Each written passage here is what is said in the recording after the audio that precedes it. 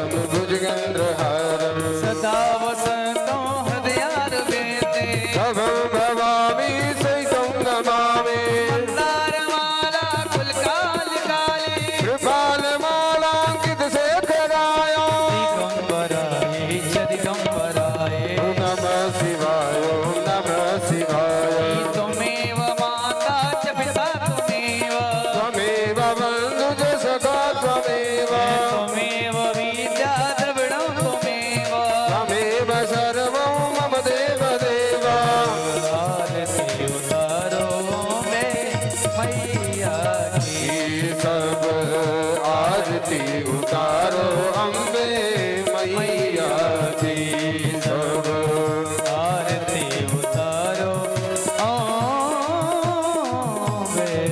मैया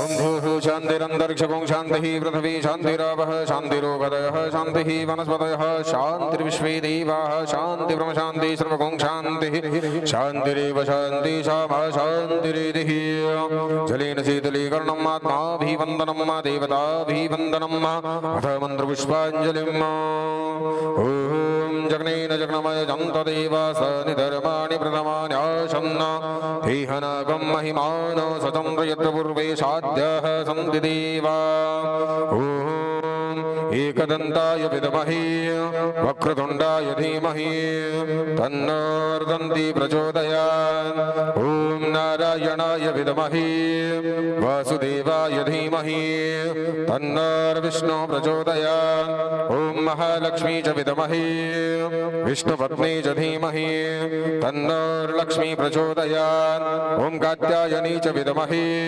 कन्याकुमारी च धीमहि तन्नो मा भगवती प्रचोदयात् ॐ तत्पुरुषाय विद्महे महादेवाय धीमहि तन्नो रुद्रा प्रचोदयात् सेवन्ति कामकुलचम्पकपाटलाब्जे पुन्नागजादिकरवीररसालपुष्पे बिल्वप्रबालतुलसीदलमञ्जरीभिः त्वां पूजयामि जगदीश्वरमे प्रसिद्ध नानासुगन्धिपुष्पाणि यथा कालोद्भवानि च पुष्पाञ्जलि मया दत्त गृहाण परमेश्वरी मंत्रपुष्पाञ्जलिं समर्पयामि प्रेम से बोलो गणपति गजानन भगवान की रिद्धि सिद्धि के दातार की श्रीमद्देवी भागवत महापुराण की श्री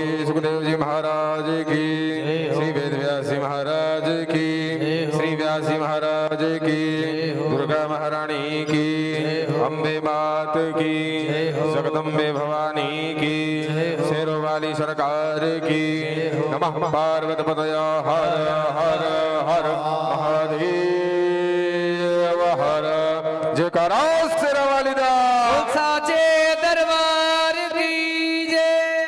जय श्री राम जय माता दी जय माता दी। आज की सप्तम दिवस की कथा परम पूज्य महाराज जी के मुखार बिंद से प्रारंभ होने जा रही है। जहाँ तक भी मेरी आवाज पहुँच रही है, माता भक्त शीघ्र कथा मंडप में पधारे। कल की कथा में आप सभी माता भक्तों ने माँ भगवती शाकंभरी की झांकी का दर्शन किया और माँ भगवती के विभिन्न प्रकार के स्वरूपों का और विभिन्न प्रकार के लीलाओं का स्मरण परम पूज्य महाराज जी के द्वारा किया गया। आज की कथा में महालक्ष्मी जी और महासरस्वती जी के ऊपर विशेष उपाख्यान रहेगा। ये श्रीमद् देवी भागवत महापुराण की कथा परम पूज्य महाराज श्री के YouTube चैनल आध्यात्म ज्ञान प्रवाह पर भी निरंतर प्रवाहित हो रही है। जो भी भक्त आने में असमर्थ है किसी कारणवश, उन तक YouTube का लिंक पहुंचाएं, सब्सक्राइब करें और शेयर करें, ताकि वह भी अपनी श्रीमद् देवी भागवत महापुराण की कथा का स्मरण करके अपने जीवन को कृतार्थ कर सकें। अब हमारे बीच कुछ पधारे हुए सम्मान्य जनों द्वारा महाराज श्री का स्वागत उपरांत सप्तम दिवस की कथा में परम पूज्य महाराज जी के द्वारा हम सभी माता भक्त कथा में प्रवेश करेंगे। जय श्री राधे, जय माता दी।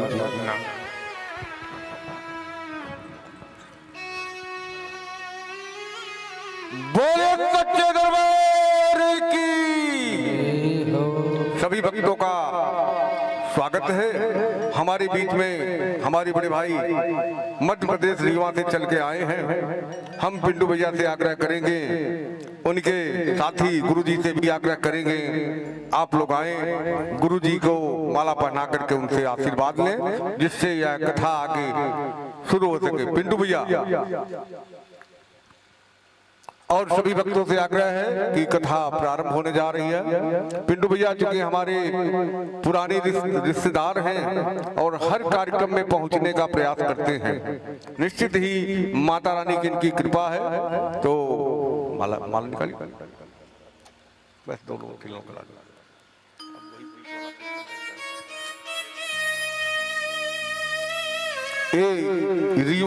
रीवा मध्य प्रदेश, क्योंकि हमारे पिताजी की बुआ के है नाती हैं, तो निश्चित ही रिश्तों को जोड़ के रखे हैं। तो हम लोग भी आते जाते रहते हैं, हम लोग पुराने रिश्तों को भी अभी जगाए रखे हैं। बोलिए दुर्गा वाली मैया की जयकारा लगाते रहिए। अब समय धीरे धीरे हम लोग समापन की तरफ चल रहे हैं। तमाम कार्यक्रम लगे हुए हैं, जगराता है, भंडारा है, हवन है, प्रसाद है, सब देवी कृपा से चल रही है। इस कार्यक्रम में हमारे परिवार का कोई योगदान नहीं है, यह देवी की कृपा है। हम लोग तो निमित्त मात्र हैं। जो यह हो रहा है इसमें पूर्वजों का आशीर्वाद है, उन्हीं का पूर्ण प्रतिफल होने से देवी भागवत हो रही है। निश्चित ये पूरे गांव का योगदान है। जय माता दी, जय माता दी, जय माता दी, जय माता दी। अब मैं परम पूज्य गुरु महाराज से, महाराज श्री से नम्र निवेदन करता हूं कि सप्तम दिवस की कथा का सभी माता भक्तों को रसास्वादन कराएं। जय श्री राधे, जय माता दी। एक बार सभी भक्त दोनों हाथ ऊपर उठा करके माँ भगवती का जय घोष करेंगे। बोलो साचे दरबार की जयकारा, शेरवाली दा। साचे दरबार की जय। हेलो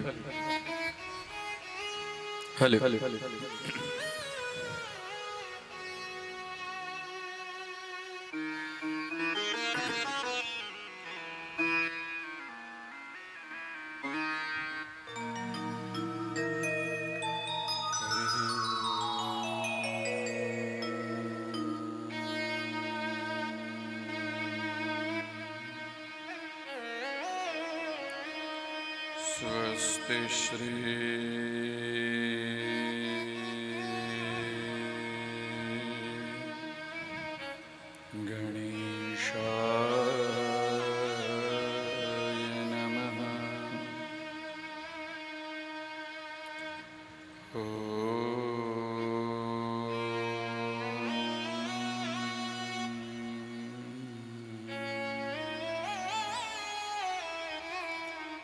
स्वस्ति श्री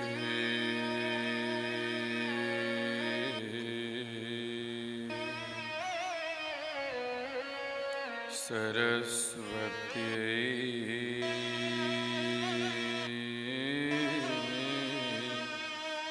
नमः।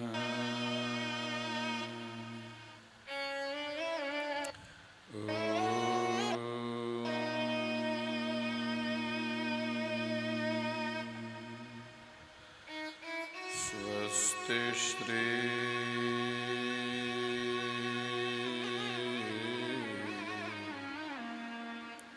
गुरुभ्यो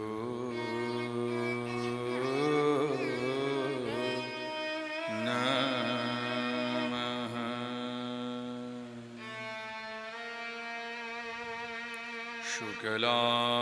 शुक्लांबरधरं देवं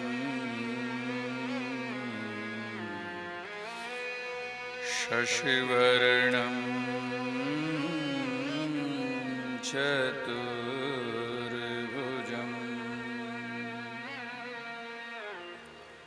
प्रसन्नं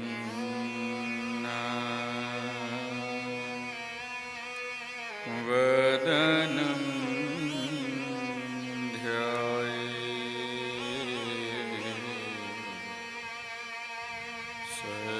सर्वविघ्नो पशान्ति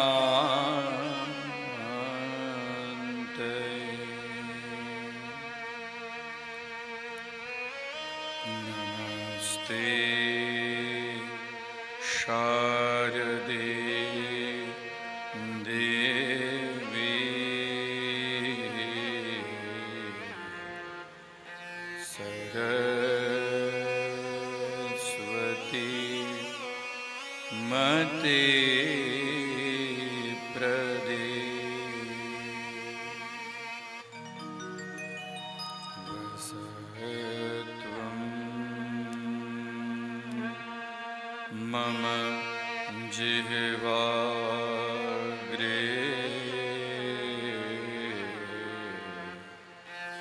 सर्वविद्या प्रदा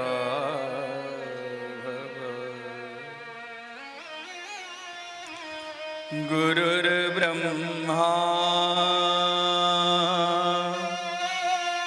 गुरुर्विष्णु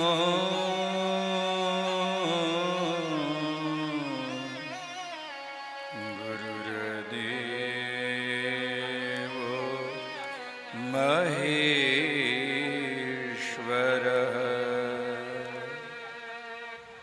गुरु साक्षात् परब्रह्मा तस्मै श्री गुरवे नमः।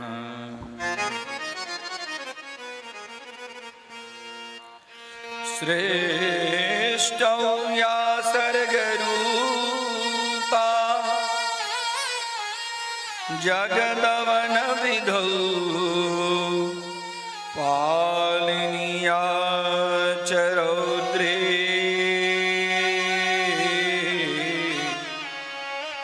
संहारे चापि यस्या जगदिदमखिलं क्रीडनं या परा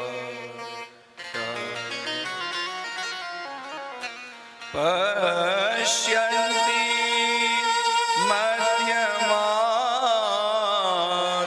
मध्यमादोस्तदनु भगवते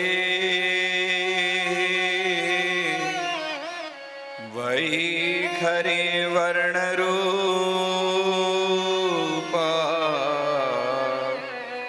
सा स्मद्वाचं प्रसन्ना विधे हरिगिरिशा राधिका लंकरोतु।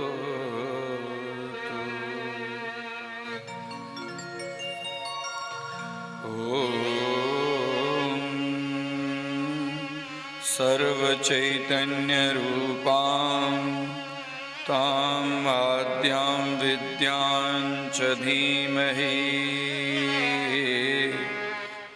बुद्धिया न प्रचोदयात्।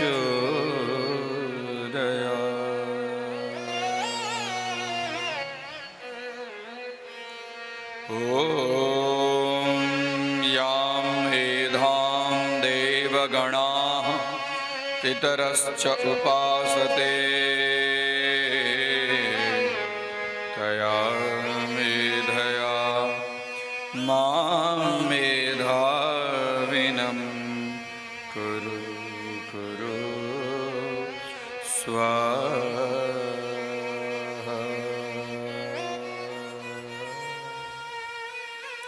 ॐ दुर्गायै नमः।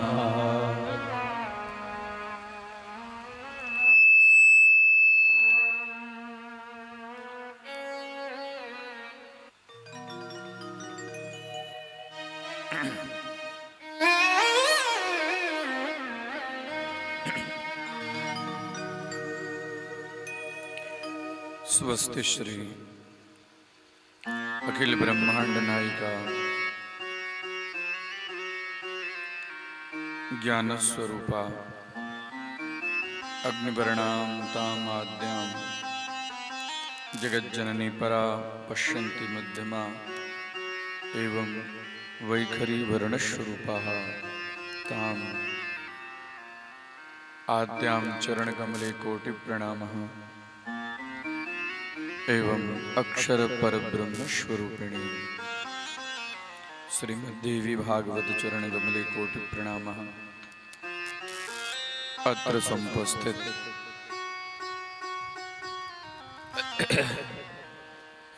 भगवान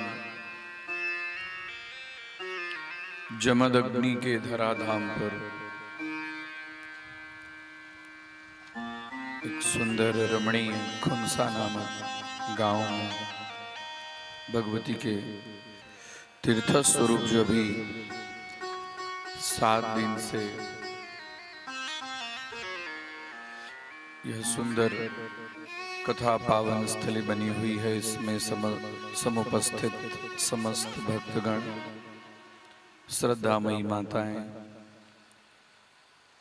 एवं बालन गोपालन, संगीतज्ञ, छाया एवं ध्वनि प्रसारण तथा च विद्वद्वरेण्यः व्यासस्थ पीठस्थ समस्त प्रत्यक्ष व प्रत्यक्ष श्रोता सहिताः ताम् अभिनन्दनं कृत्वा श्रीमद्देवी भागवत कथा मध्ये प्रविशामि। तत्पूर्वम् आदिशक्ति जगज्जननी जगदम्बा वह समस्त भक्तों को कष्ट दुख संहार कारिणी है, सौभाग्य ज्ञान विद्या बुद्धि प्रदायिनी है। उनके चरण कमल में ही हमारी गति है, अन्यत्र हमारी गति कहीं नहीं हो सकती है। इसी वाक्य पुष्पांजलि को उनके चरणों में समर्पित करते हुए आइए हम भवान्याष्टक इस स्तोत्र से कथा का शुभारंभ करें। अथवा भवान्याष्टकम।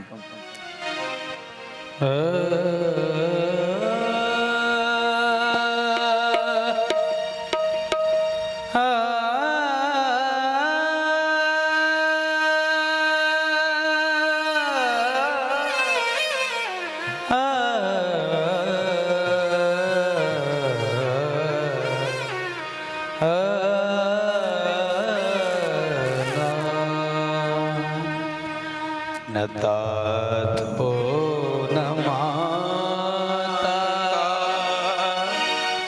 न बंधु न दाता न पुत्रो न पुत्री न भर्तो न भर्ता तातो न माता न बंधु न दाता न पुत्रो न पुत्री न भेद्यो न भर्ता न जाया न वीर्या न वृद्धिर्ममेव गते स्वं त्वमेवा भवानी दया न वीर्या न वृद्धिर्ममेव गते स्वं त्वमेका भवानी दातो न माता न बन्धुर्न दाता।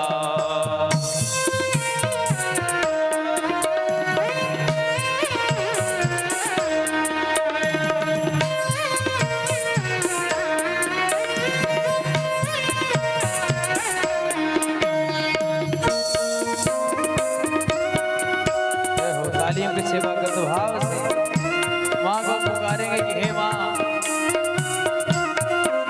आप हम पर कृपा दृष्टि बनाइए।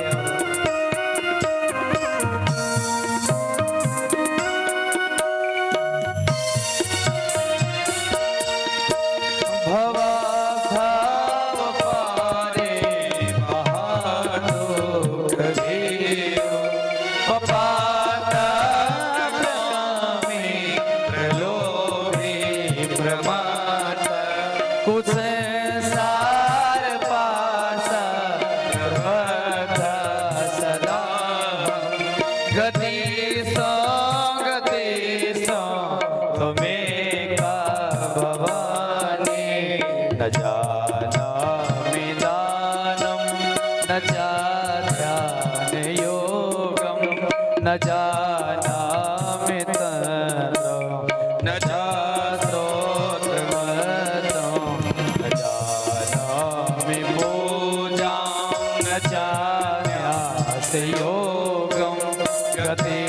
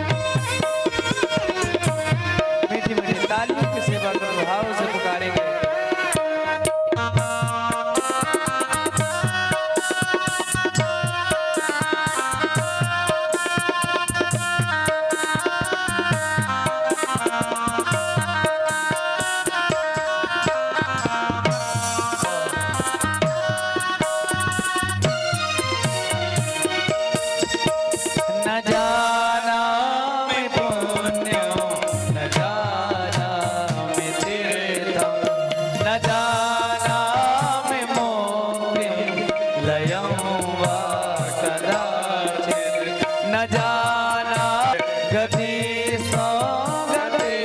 सो तुम्हें का भवानी को कर्मी को संगी को बोधि को दासा कुलाचार हीला कदाचार लीला को तैसी को वाक्य प्रबंध सदा हम गति सो तुम्हें का भवानी कथा सो न माता न वैदर न दाता।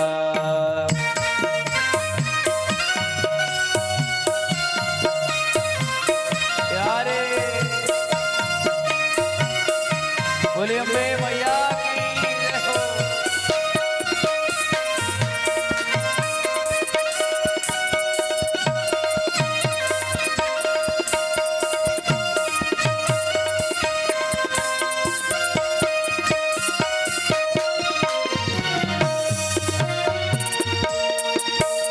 प्रजेशो रमेशो महेशो सुरेशो दिनेशो निशीसे स्वरं वा कदाचित् न जानामि चान्य सदा हम शरणे गतिसो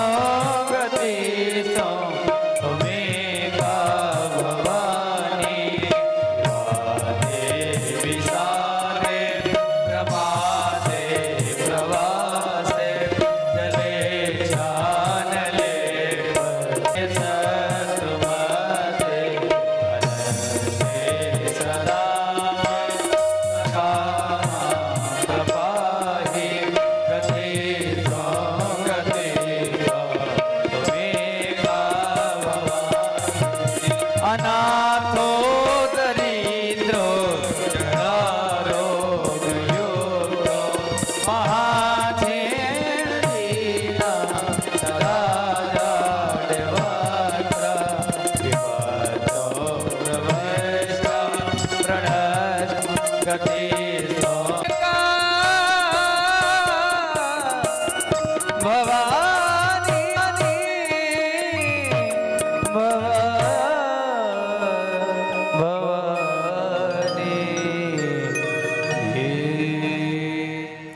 बोली महाकाली मैया की जय, महालक्ष्मी मैया की जय हो। महासरस्वती मैया की जय हो। श्रीमद्देवी भागवत महापुराण की जय हो। श्री सद्गुरु भगवान की जय हो। श्री ग्राम देवता की जय हो। ओम नमः पार्वती पतये हर हर महादेव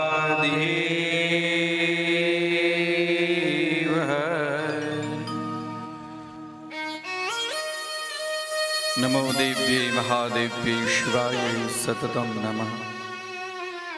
नमः प्रकृत्यै भद्राय नीयताः प्रणतास्मताम्। आदिशक्ति ब्रह्माणी रुद्राणी के चरण कमलों में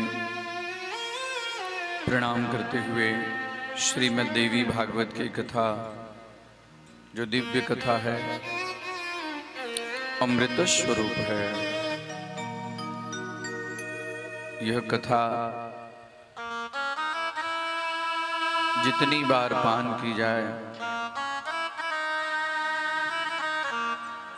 और जितनी बार आप इस कथा को सुनेंगे ना,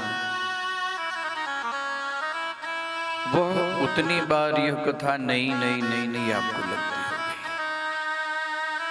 तदेव रम्यम रुचिरम नवम नवम तदेव शश्वन् मनसा महोत्सवम तदेव शोकार्णव शोषणम नृणाम यदुत्तम श्लोक यशो न गीयते।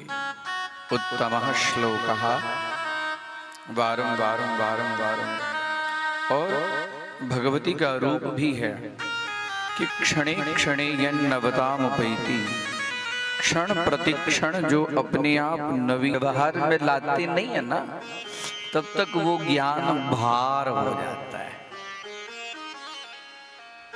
ज्ञानम भारः क्रियाम विना, क्रियाम विना ज्ञानः भार सदृशः। होता है कि नहीं होता है? होता है। कैसे होता है? भार कैसे लगता है? लगता है। शास्त्र ने कहा है तो जो कहा है वैसे ही सब उसको मान लेना चाहिए, बात नहीं, उसको समझने की कोशिश करें। शास्त्र की भाषा और संत की भाषा, दोनों भाषा समझने में कठिन होती है। हम जिस तरह से उसके भाषा को लेते हैं वैसी भाषा कहीं नहीं गई होती है। दोनों भाषा को, शास्त्र की भाषा और संत की भाषा, वह कैसे किस रूप में कहां पर कही गई है उसको समझने का प्रयत्न हमेशा करते रहना चाहिए। ज्ञानम भारः क्रियाम विना, जब तक ज्ञान क्रिया के अंदर में नहीं होगा तब तक वह भार सदृश हो जाएगा। आपने सुना कि नवरात्रि का व्रत करना चाहिए, ये ज्ञान हो गया आपको कि नवरात्रि का व्रत करना चाहिए, ये ज्ञान हो गया। और कोई कारणवश शरीर अस्वस्थ है या कोई कारणवश आप नवरात्रि का व्रत नहीं कर रहे हैं, तो आपको जो ज्ञात है ना कि नवरात्रि का व्रत करना चाहिए, भार लगेगा। लगेगा कि नहीं लगेगा? ज्ञान हो गया लेकिन वो ज्ञान क्रिया में नहीं आया। कोई एक तो मैं उदाहरण दिया, ऐसे बहुत सारे चीज, इसके लिए उसको क्रिया में क्रियान्वितः यस्तु क्रियावान पुरुषस्य विद्वान, जो क्रियाशील व्यक्ति होता है वही विद्वान होता है, बुद्धिमान होता है। खाली सुन लेने से नहीं होता है।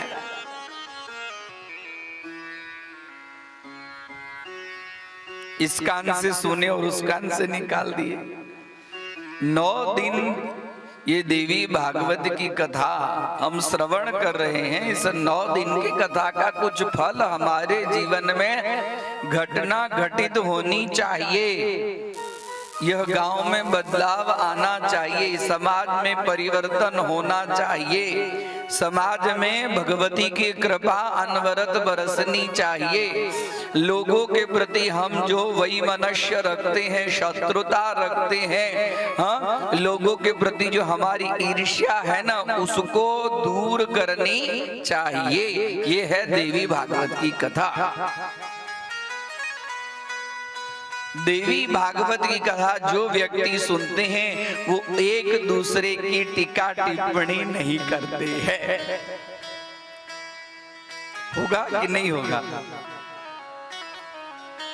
होगा? ये ना हो।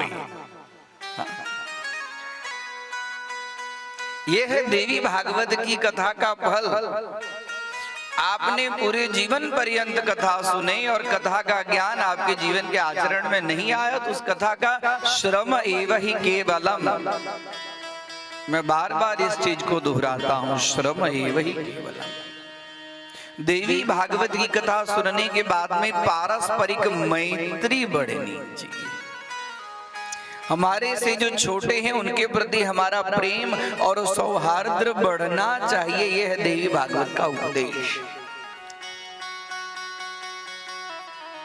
देवी भागवत कथा सुनने के बाद में हम एक दूसरे के निंदा न करें।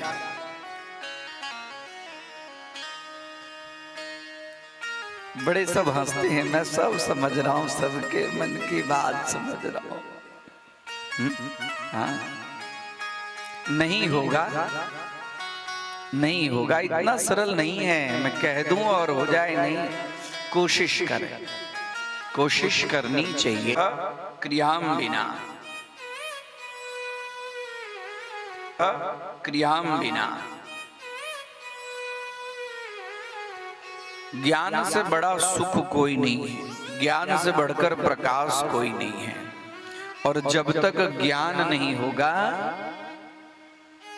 तब तक ये 84 लाख योनि में तो चक्कर काटते ही रहेंगे, मुक्त नहीं होते हैं। उपनिषद का वाक्य है, ऋते ज्ञानान न मुक्ति ही, ज्ञान के बिना मुक्ति नहीं होती। इन कथाओं से क्या चीज की प्राप्ति होती है? इन कथाओं से हमारे अपराध हमें ज्ञात होते हैं और हमें ज्ञान की प्राप्ति होती है। ज्ञान प्राप्त करने के लिए सतत प्रयत्नशील रहना चाहिए कि मुझे कहां से कौन सी अच्छी चीज मिलती है कि उसे मैं ग्रहण करूं, और अपने ही नहीं हम अपने बाल बच्चे को भी ऐसे उपदेश हम करें। घर में अच्छी चर्चा करनी चाहिए। घर में अच्छी चर्चा करने से घर का वातावरण सौम्य बनता है। दुनियादारी की बातें चित करने में मन बड़ा मजा आता है ना। दुनिया की बातें करते करते पूरी रात यदि बात हो तो रात कम पड़ेगी, बात पूरी नहीं होगी। जब भगवान की कुछ चर्चा होगी तो तुरंत नींद आएगी, अच्छा नहीं लगेगा, मन भटकेगा, दूर होने की इच्छा होगी। 10 मिनट खाली घर में मंदिर होता है ना, शांति से पूजा नहीं होती है। हाँ? दुनिया में बैठी आप पूजा करने जाए ना, सारी बातें घर की सारी बातें आपको याद आएगी कि मैंने दूध नहीं उबाला है, अभी ये नहीं किया है, वो नहीं किया, सारी बातें याद आएगी। अगरबत्ती लगाने में मन लगता है, दीपक लगाते हैं मन वहीं कहीं और रहता है। जब जो चीज मन से किया ही नहीं जाएगा, शरीर वैसे ही यंत्रवत है, उससे करने से क्या होगा? किया 84 लाख योनि में करते आए हो, इस जीवन में भी हो जाएगी। अच्छी बात थोड़ी कड़वी है, कड़वी है बात। विचार करो देवी भागवत का फल क्या है।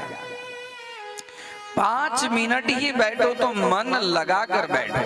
हम आप क्या बोलते हैं, बच्चे को मन लगा के पढ़ो, कहते हैं ना, हम अपने मन न लगाए और हमारा बच्चा मन लगा ले। वाह, बहुत अच्छी बात। क्यों? हम अपने मन न लगाए, अरे मन नहीं लगाओगे रसोई बराबर नहीं होती है।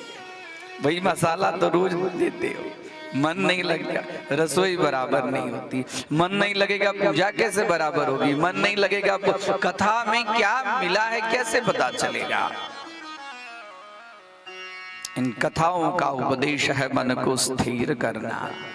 इन कथाओं का उपदेश है ज्ञान को क्रिया में लाना। चतुर्भिश्च प्रकारेण विद्योपयुक्ता भवति। महर्षि पतंजलि व्याकरण महाभाष्य में लिखते हैं कि 4 प्रकार से विद्या की उपयोगिता होती है।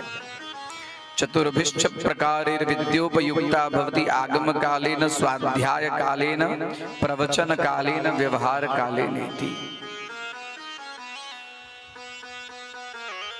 1 घंटा कहीं गुरुदेव के पास में या कहीं सत्संग में हम जो बात सुनेंगे ना, 1 घंटा, जैसे वो 1 घंटे का जो वाक्य है उसको बार बार जब सुनेंगे तो घर पे जाके मनन कीजिए, चिंतन कीजिए। देखिए 1 घंटे की बात हो सकता है कि 10 मिनट तक भी आपको मनन चिंतन हो या नहीं हो। होगा? नहीं होगा। 1 घंटा सुनिए और जब उसका मनन करने लगेंगे ना, चिंतन करने लगेंगे, 10 मिनट के बाद का उसका मनन चिंतन नहीं होगा। और 10 मिनट मान लीजिए कि आपने मनन चिंतन किया, मनन चिंतन से नहीं होगा। आगम कालेन अर्थात गुरु ज्ञान ग्रहण काल आगम काल, कथा ज्ञान ग्रहण काल आगम काल। कथा से जिस ज्ञान की प्राप्ति उसको कहते हैं आगम काल। आगमो प्रवेशः लिखा जाता है रेलवे स्टेशन में, आगमन काल, निगमन काल। आगम ज्ञान, हाँ, ज्ञान प्रवेश काल, आगम काल। और उसको बार बार मनन चिंतन, स्वाध्याय, एक्सरसाइज, हाँ, स्वयं उसका बार बार स्व अध्ययनम स्वाध्याय, अंदर चिंतन करो, मनन करो। 10 मिनट मनन चिंतन के बाद में व्यक्त करो कि हम जो मनन चिंतन कर रहे हैं उसको बार बार व्यक्त करो। प्रवचनः प्रकृष्टः वचनः, समाज कल्याणार्थे वचनम प्रवचनः।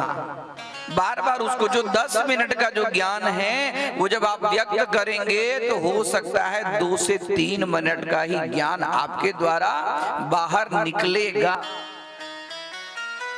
और जब वो बार बार 2 मिनट ज्ञान बाहर निकलता है तो उसमें से आधा सेकंड का क्या बोलते हैं 1 सेकंड का भी ज्ञान यदि हमारे जीवन के आचरण में आ गया तो उसका नाम है व्यवहार।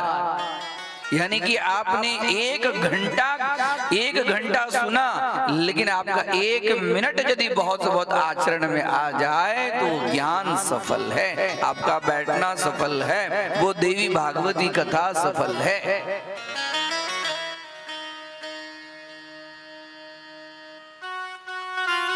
आइए, दिव्य दिव्य कथा है। ये बार बार मैं कह रहा हूं कि इस कथा से समाज में परिवर्तन, राष्ट्र में परिवर्तन हो, मनुष्य में परिवर्तन हो, प्रत्येक जीव में परिवर्तन हो। इतना सब अमूल्य समय निकाल के आते हैं। कथा सुनिए, उसका चिंतन कीजिए, मनन कीजिए। कल सिंह साहब जो आए थे, बहुत अल्प शब्द में समस्त कथा का जैसे सार उन्होंने व्यक्त किया। आप लोग सुने ना कि माता के महत्व के विषय में बताए कि महिषासुर माँ थी, काली माँ थी, लक्ष्मी माँ थी। उन माँ की कथा हम सुनते हैं तो उन माँ की कथा सुनने से हमें क्या मिलता है?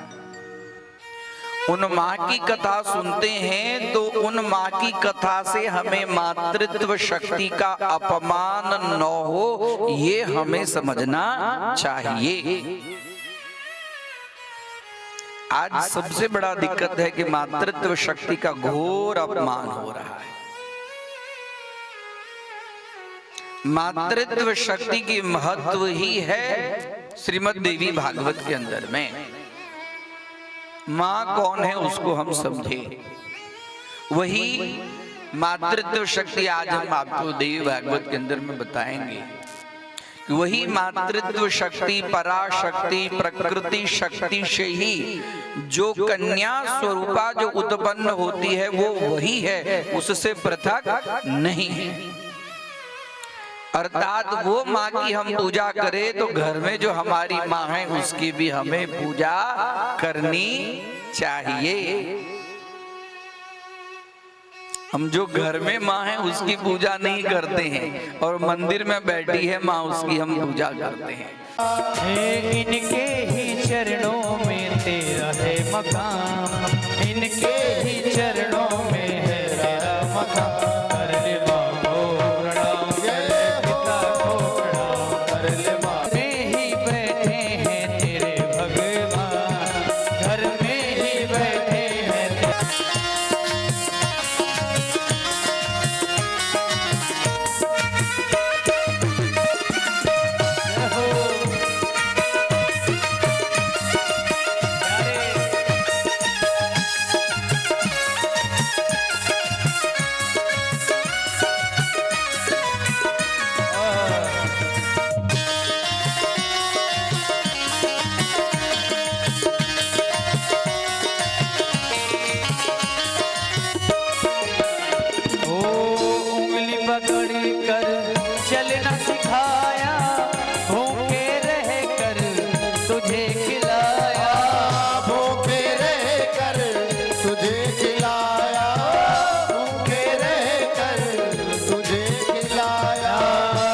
कभी जो आया तू पर हर पल तेरा साथ निभाया, हर पल तेरा साथ निभाया, हर पल तेरा साथ निभाया।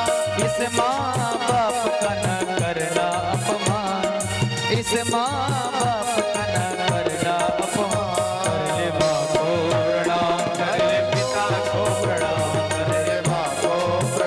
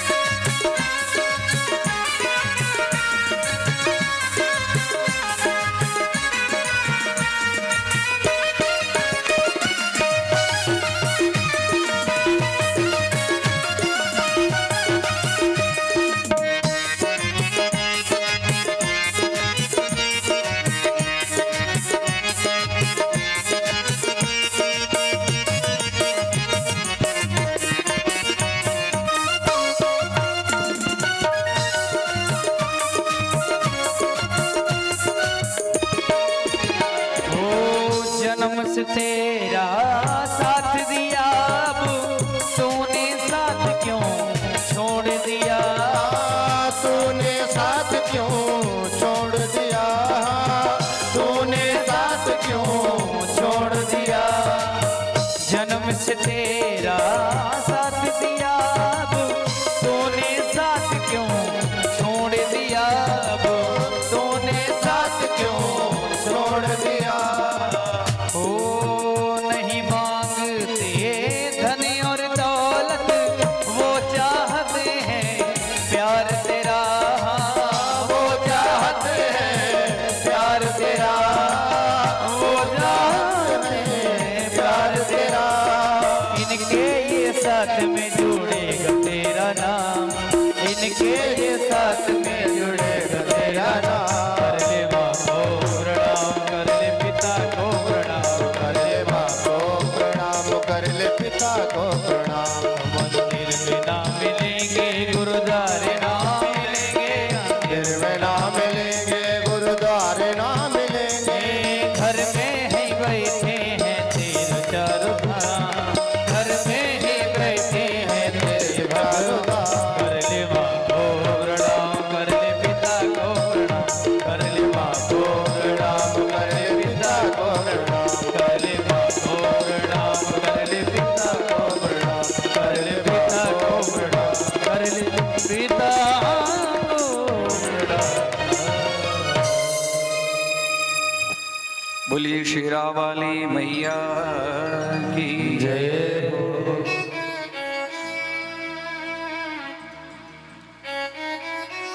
अपने से बड़ों का सम्मान करें, छोटे को स्नेह दें, माता पिता के सामने कटु वचन न बोलें। यह सब जो उपदेश है उसको उपदेश नहीं रहने दें, जीवन में आचरण में लाएं तो कथा सार्थक है। थोड़े कुछ पढ़ लिख लेते हैं, पढ़ लिख लेने के बाद बोलते हैं अरे माँ तेरे को तो अक्ल ही नहीं है। हाँ कहते हैं ना, बिना अक्ल के ही हमको आपको इतनी बड़ी पाल ली। क्यों? थोड़ा 2 रुपया हो गया, कॉलेज में दुनियादारी में जाने लगे, उसके बाल पक गए, उसको अक्ल नहीं है। और हम थोड़े शयाने हो गए तो बस तनिक भी देरी नहीं लगती है बोलने में, तेरे को अक्ल ही नहीं है, तू शांत रहे, चुप रहे। जो व्यक्ति अपनी माँ का सम्मान नहीं करेगा उसको देवी भागवत कथा सुनने से क्या लाभ होगा ये बताइए।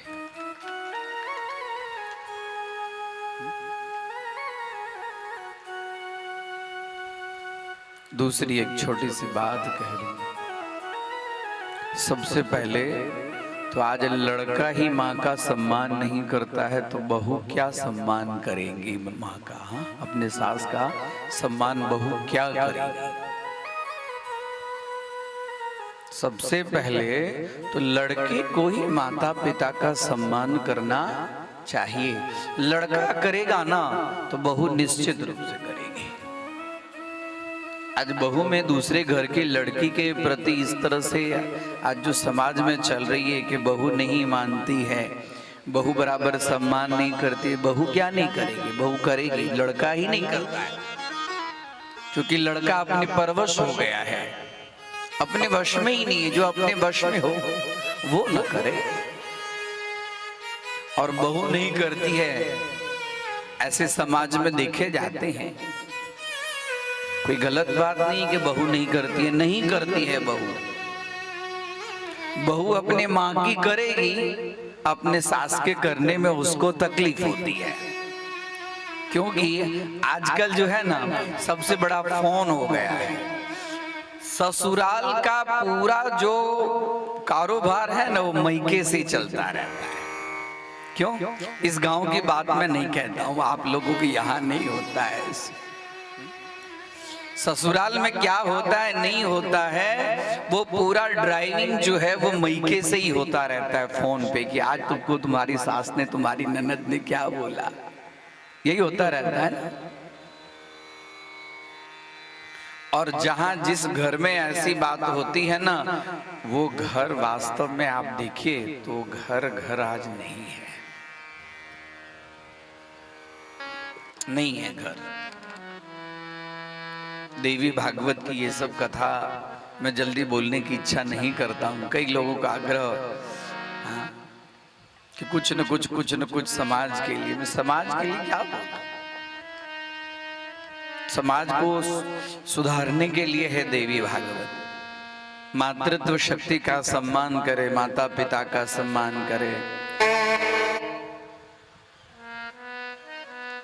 सबसे पहले आज बहुएं जो अपने माँ से जो परामर्श लेती है ना, यदि अपने घर को अच्छा रखना चाहती है, बाल बच्चे को संस्कार संपन्न बनाना चाहती है, तो बहुओं को अपने घर से, मायके से फोन और उसका कम्युनिकेशन बंद कर देना चाहिए। तबली बजाओ, सब सुन रहे हैं हम, तबली बजाने मजा आएगी। आज जब बात आएगी ना तो सीधे यहाँ से घर में क्या हुआ नहीं हुआ उससे पहले ही मायके का नंबर डायल होगा, फोन से बात होगी, है ना। तबली बजाने में मजा आती है। अरे तबली मुझे नहीं, मैं तबली सुनने के लिए नहीं सूरत से यहाँ आया हूँ। मेरी इच्छा है गांव सुंदर बने, घर सुंदर बने। पहले के जब कन्या का विवाह हो जाता था तो कन्या के वहां जाते नहीं थे जल्दी, कन्या के वहां के पानी नहीं पीते थे। आज तो कन्या के वहां का जब सुंदर सुंदर गिफ्ट आता है मजा आती है। हाँ, हमारे जमाईराज अच्छे हैं, गिफ्ट भेजते रहे। दान की हुई चीज के घर का कुछ ग्रहण नहीं करना चाहिए, वो है कन्यादान। आपने दान कर दिया, ग्रहण करो। आपने दान कर दिया, फिर उनके जीवन में आपको टांग अड़ाने का कोई अधिकार नहीं है। आज जो घर में टांग अड़ाया जाता है ना, इसी के कारण तलाक फलाक दुनियादारी जो होता है, इसके पीछे रीजन यही है कि पूरा हैंडलिंग मायके से होता है, वहां पे पावर मिलता है। अरे स्त्रियों के लिए सबसे बड़ा पावर है उसके पुरुष का पावर। और पुरुष के पावर को पहले वो स्त्री पुरुष के चरणों में वंदन करके पुरुष के आज्ञा के अनुसार जीवन व्यतीत करती थी। आज पुरुष स्त्री की आज्ञा के हिसाब से जीवन व्यतीत कर रहा है। हाँ, बजाओ ताली, बजाओ। हाँ, एक बात कह दूं, जिस घर की स्त्रियां अपने पुरुष को अपने वश में करती है ना, उस घर के, मैं ये अपने मन गढ़ंत बात नहीं कह रहा हूं, मैं देवी भागवत की बात कर रहा हूं। उस पुरुष के हाथ के दिए हुए फूल, उस पुरुष के हाथ के दिए हुए भगवती को नैवेद्य भगवती स्वीकार नहीं करती है। देवता और पितर उनके हाथों का वो भोज्य पदार्थ, वो सेवा स्वीकार नहीं करते, क्योंकि शास्त्र में उसको कहा गया है स्त्री जीता। जो स्त्री से जीता हुआ जो व्यक्ति है, उसकी कुल में अपकीर्ति होती है, वह कुल, उसका कुल वृद्धि को प्राप्त नहीं होता। स्त्री मंत्री है, बात माननी चाहिए। जो बात मानने योग्य है उसके बात को माननी चाहिए। स्त्री और पुरुष दोनों के द्वारा ही पूरा गृहस्थ आश्रम, घर, संसार चलता है।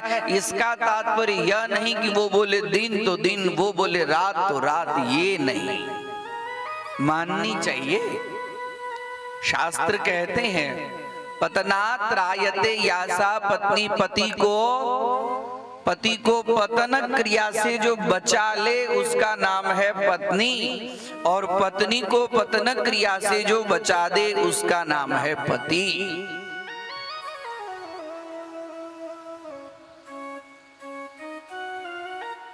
पत्नी की बात मानो, हम ये नहीं कहते नहीं मानो, मानो।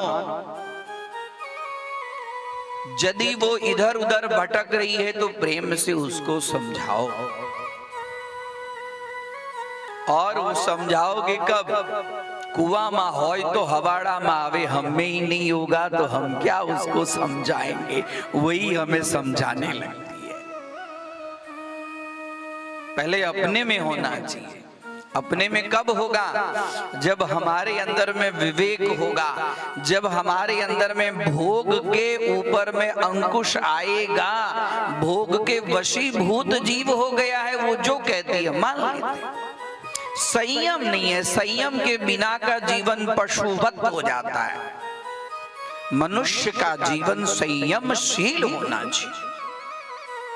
बंधन के बिना पशु को यदि आप बंधन में नहीं डालो तो वो कोई काम का होता है? पशु के गर्दन में डोरी नहीं डालो तो पशु एक जगह स्थिर रहेगा? हाँ या ना बोलो। तो मनुष्य के जीवन में बंधन नहीं होगा तो वो कैसे संयम में रहेगा? आचार प्रथमो धर्म, आचारवान बनो। बाल बच्चों के सामने मर्यादा में बातचीत करें, अपशब्द का बने तब तक प्रयोग कम करें। स्त्री पुरुष में तू मैं होने लग जाए तो एक आदमी को चुप हो जाना चाहिए, दोनों चलता रहता। अरे हम कोई तुमसे कम है, बस हो गई बात।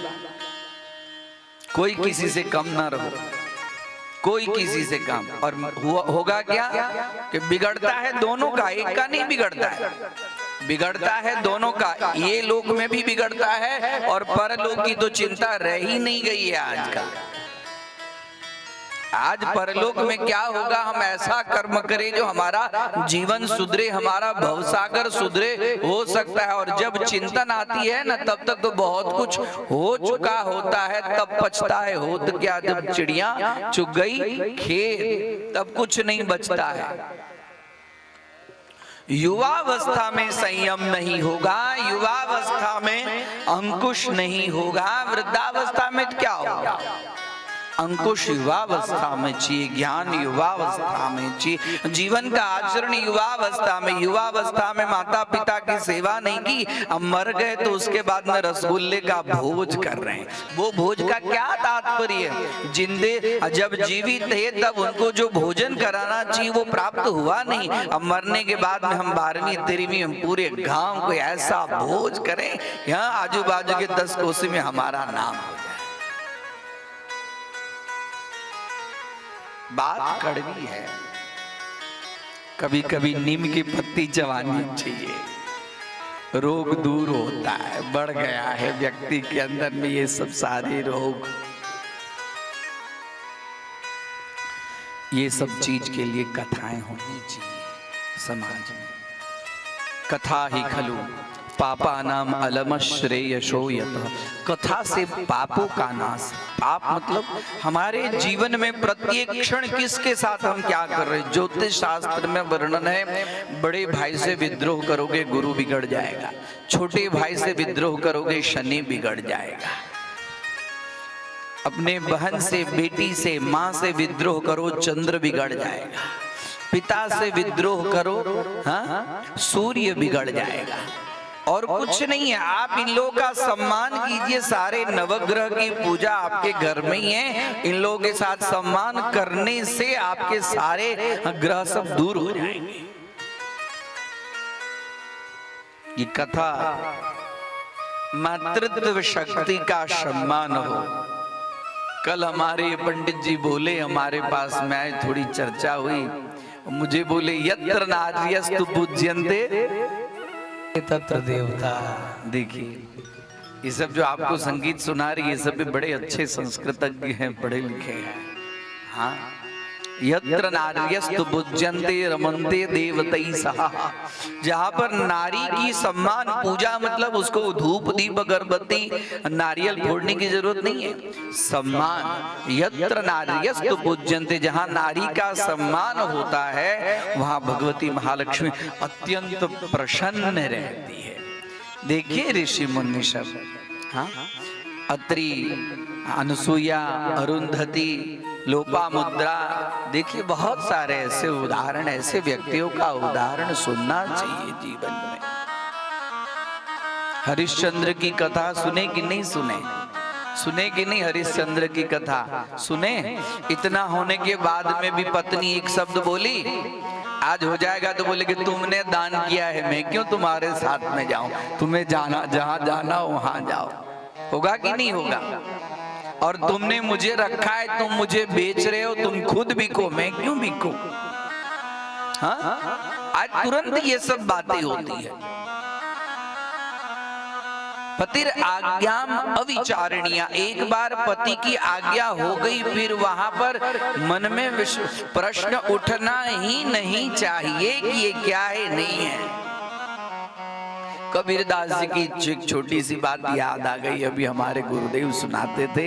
नई नई शादी हो गई, पति पत्नी की, आए कबीरदास जी के पास, संत जी हमको गृहस्थ आश्रम का ज्ञान दीजिए, मुझे गृहस्थ आश्रम में कैसे रहना ये बताइए। अच्छा बच्चा, अभी अभी शादी, बैठ।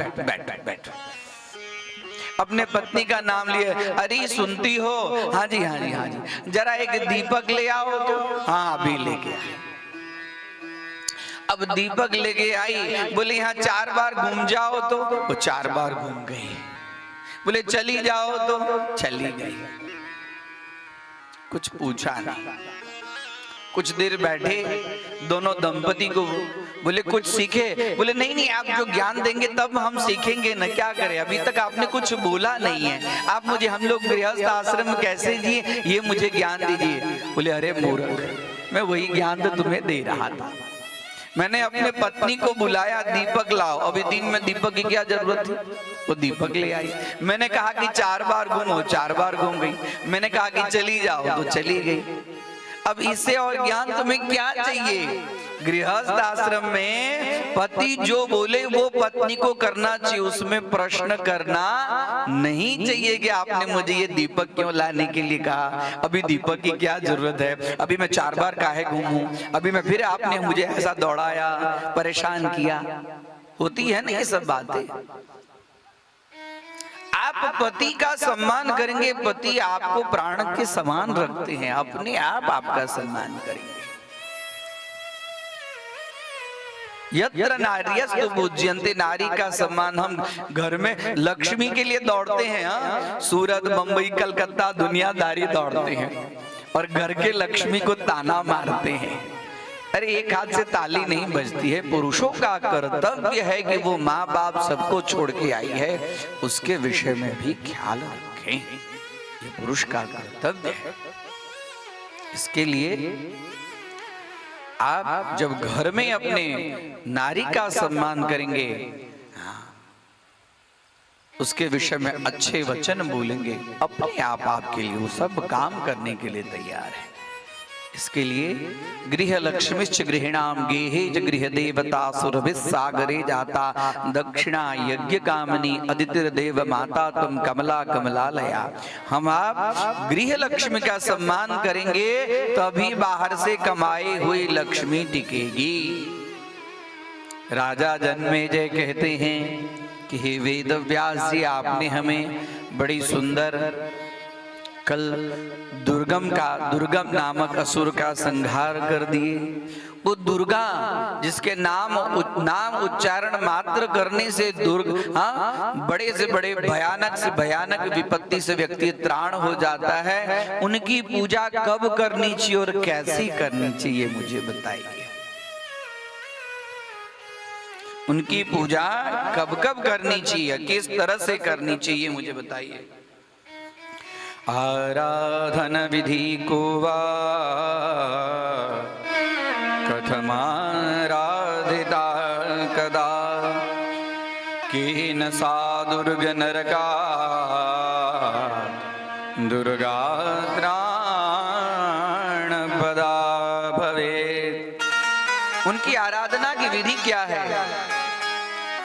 कैसे और कब करना चाहिए, ये आप मुझे जरा बताइए। वो दुर्गा दुर्ग से उद्धार करके त्राणदायिनी होती है। बोले राजा, प्रत्येक दिन भगवती का पूजन करना चाहिए, प्रत्येक दिन भिन्न भिन्न पदार्थों से पूजन करना चाहिए भगवती का। देखो बहुत तुमने उत्तम बात पूछी है। प्रत्येक तिथि में, प्रत्येक महीने में, प्रत्येक नक्षत्र में, प्रत्येक योग में अलग अलग चीजों से भगवती की पूजा करनी चाहिए। ये जो चीज मैं बता रहा हूं, ये चीज वास्तव में नोट करने लायक चीज है कि भगवती को कौन से दिन कौन से पदार्थ, हम नवरात्रि में जो भगवती के भोग लगाते हैं वो 9 दिन अलग अलग अलग अलग पदार्थों से भोग लगाना चाहिए।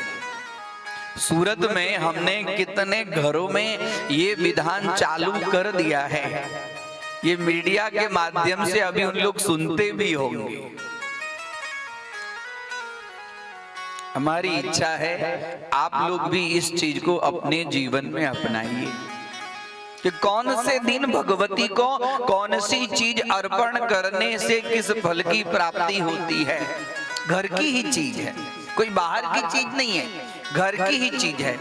लेकिन हमें ज्ञात नहीं है कि रविवार को हम क्या अर्पण करें, सोमवार को हम क्या अर्पण करें, मंगलवार को हम क्या अर्पण करें।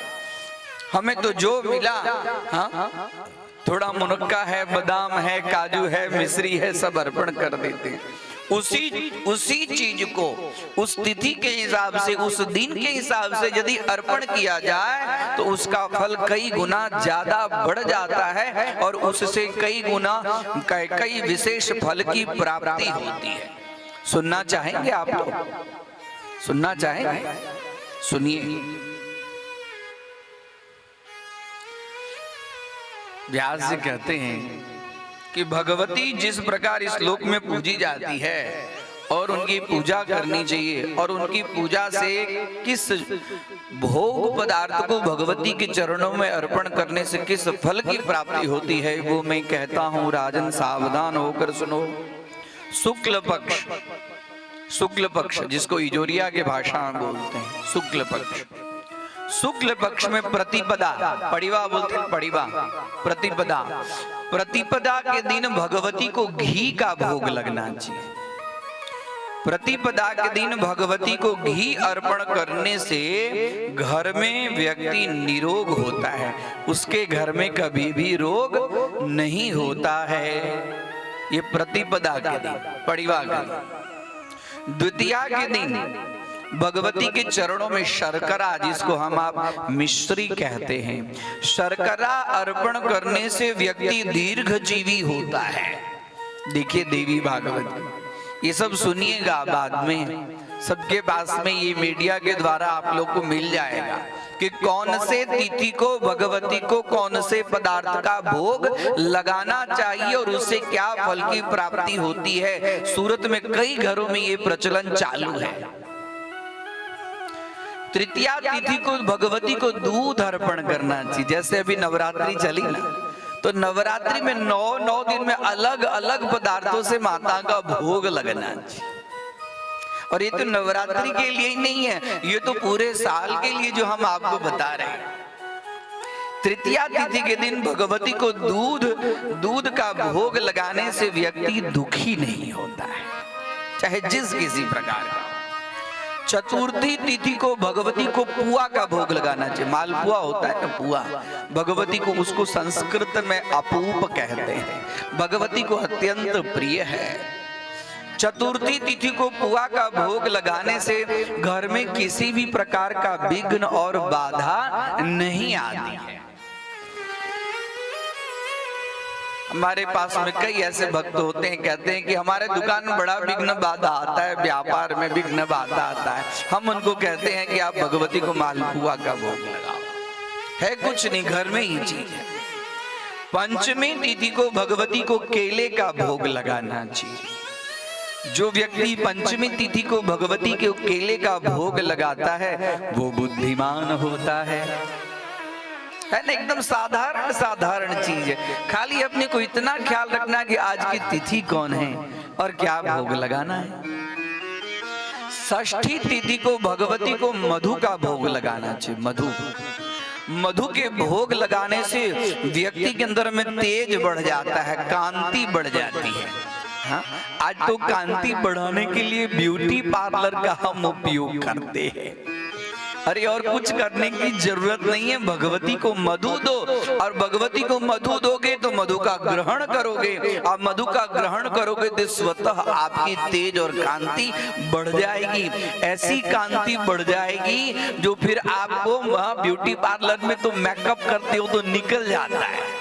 हमारे एक भगत बड़े अच्छे थे, ऐसी ही कथा में आए, उनके श्रीमती ने तो इतना मेकअप किया तो पहचानने में ही भूल गए कि मेरी पत्नी है। अब धीरे धीरे कथा में वहां था क्या कि वहां गर्मी बहुत बढ़ती थी, पसीना आई, अब मैडम जी की तो हालत हो गई खराब। अब उसके बाद में मेकअप मिश्रित मेकअप हो गया। अब पति जी अपने पत्नी को ढूंढे कि मेरी पत्नी कहाँ है, मेरी पत्नी वो ही बाजू में खड़ी। बोले मेरी पत्नी को आपने देखा है? बोले अच्छा, आप ही मुझसे पूछ रहे हो कि मेरी पत्नी को मैं कौन दिखाई दे रही हूँ? वो बोले कि तो मुझे पता ही नहीं चल रहा है कि तेरा रूप कैसा है, मेकअप के कारण पूरी तू विचित्र लग रही है।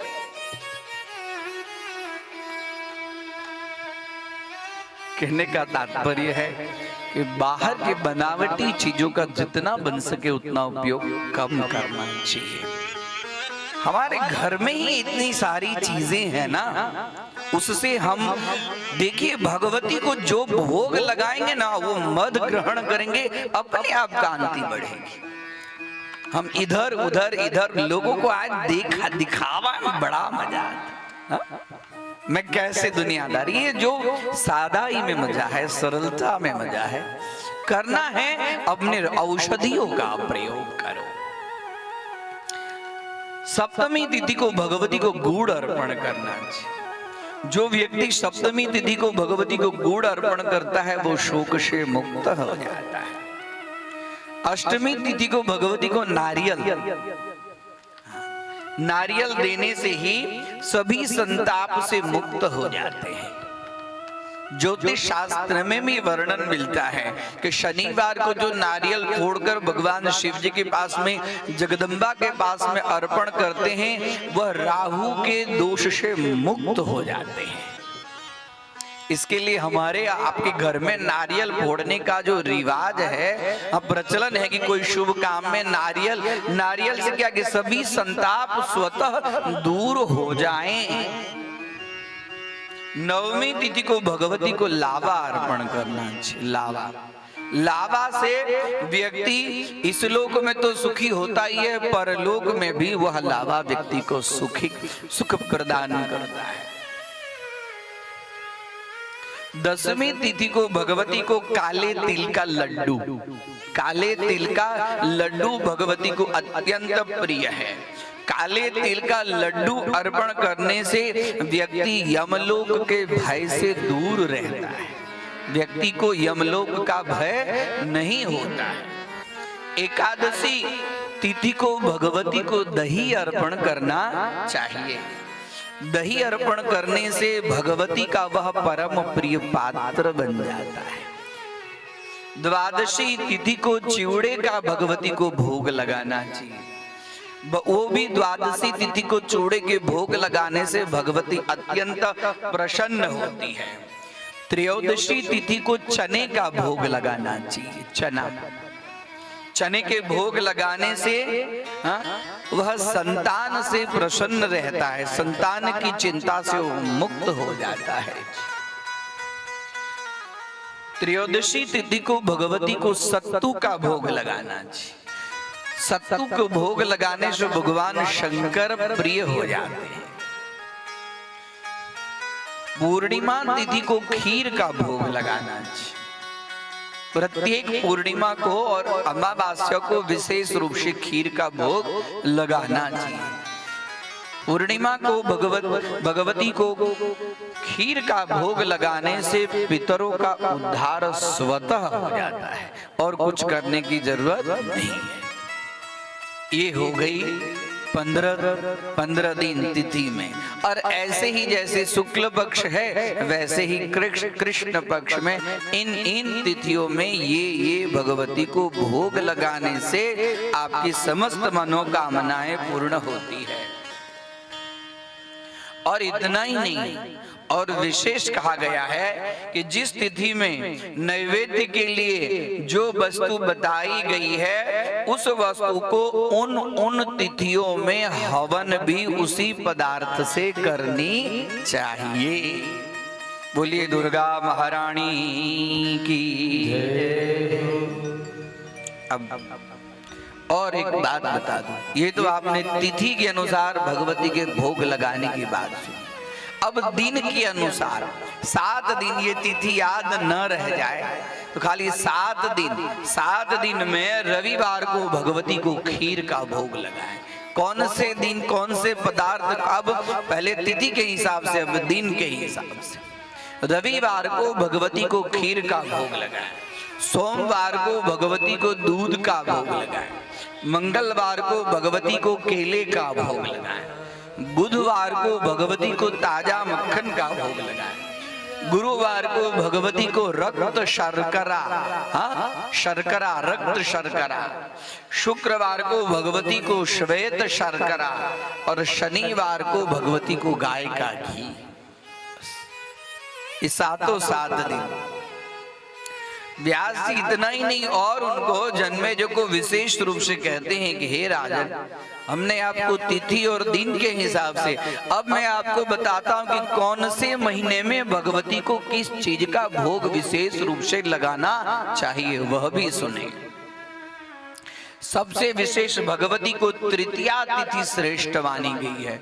वैसे तो अष्टमी नवमी हम आप मानते ही हैं, देवी भागवत के अंदर में तृतीया तिथि की विशेष प्रधानता है।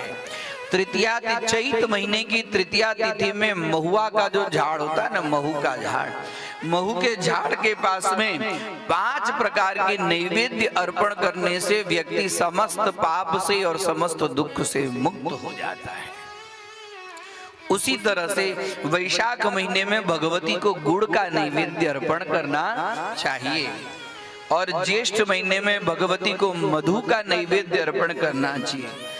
आषाढ़ महीने में भगवती को नवनीत, जिसको मक्खन कहते हैं, नवनीत का अर्थ होता है मक्खन, आषाढ़ में भगवती को मक्खन का भोग लगाना चाहिए। श्रावण महीने में भगवती को दही का भोग लगाना चाहिए। भादो महीने में भगवती को शर्करा यानी कि मिश्री का भोग लगाना चाहिए, और आश्विन महीने में भगवती को खीर का भोग लगाना चाहिए। कार्तिक के महीने में भगवती को दूध का भोग लगाना चाहिए। मार्गशीर्ष, जिसको अग्रहण कहते हैं, मार्गशीर्ष महीने में भगवती को फेनी नाम की एक मिठाई होती है, उसका भोग लगाना चाहिए। पोष महीने में भगवती को लस्सी का भोग लगाना चाहिए। माघ महीने में भगवती को गाय के घी का अर्पण करना चाहिए, और फागुन में नारियल भगवती को अर्पण करना चाहिए। बोलिए दुर्गा महारानी की जय हो। ये मैंने आप लोगों को बताया कि कौन से तिथि में, कौन से वार में, कौन से महीना में, और बहुत विस्तृत है। सब नक्षत्र का वर्णन है, योग का वर्णन है, उतना तो समझ नहीं पाएंगे। इतना भी हम समझ लें, और नहीं तो कम से कम वार के हिसाब से, 7 वार के हिसाब से भी घर में ये चीज चालू कर दें। इससे भगवती की विशेष कृपा हमारे घर के ऊपर में बरसेगी, और माता रानी सभी को, सभी का कल्याण करेगी। दरबार तेरा दरबारों में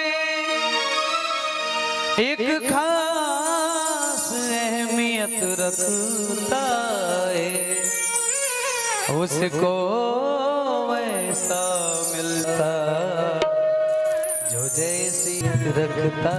इसलिए अरे दरबार में मैया रानी के दुख दर्द मिटाए जाते हैं।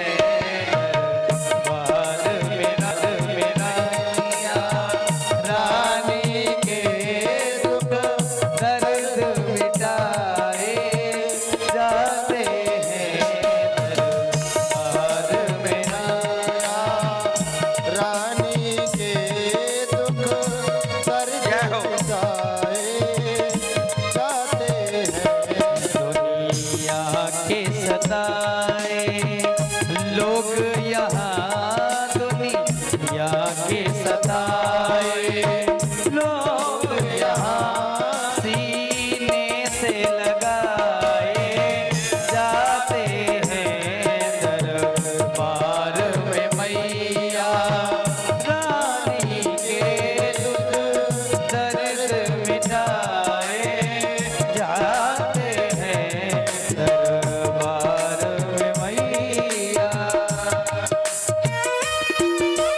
तालियों के साथ हाथ उठा करके सभी भाव से गाएंगे, बोलिए अम्बे मैया की जय।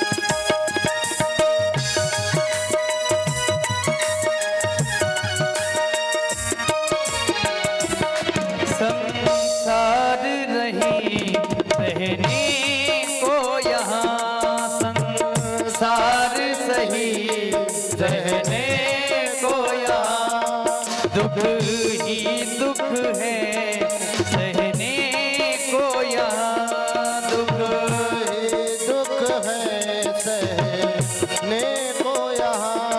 संसार सही रहने को यहाँ, संसार सही रहने को यहाँ। दुख ही दुख है सहने को यहाँ, दुख ही दुख है सहने को यहाँ। दुख ही दुख है सहने को यहाँ। भर भर के प्याले अमृत के भर भर के प्याले अमृत के यहाँ रोज पिलाए जाते हैं दरबार में मैया।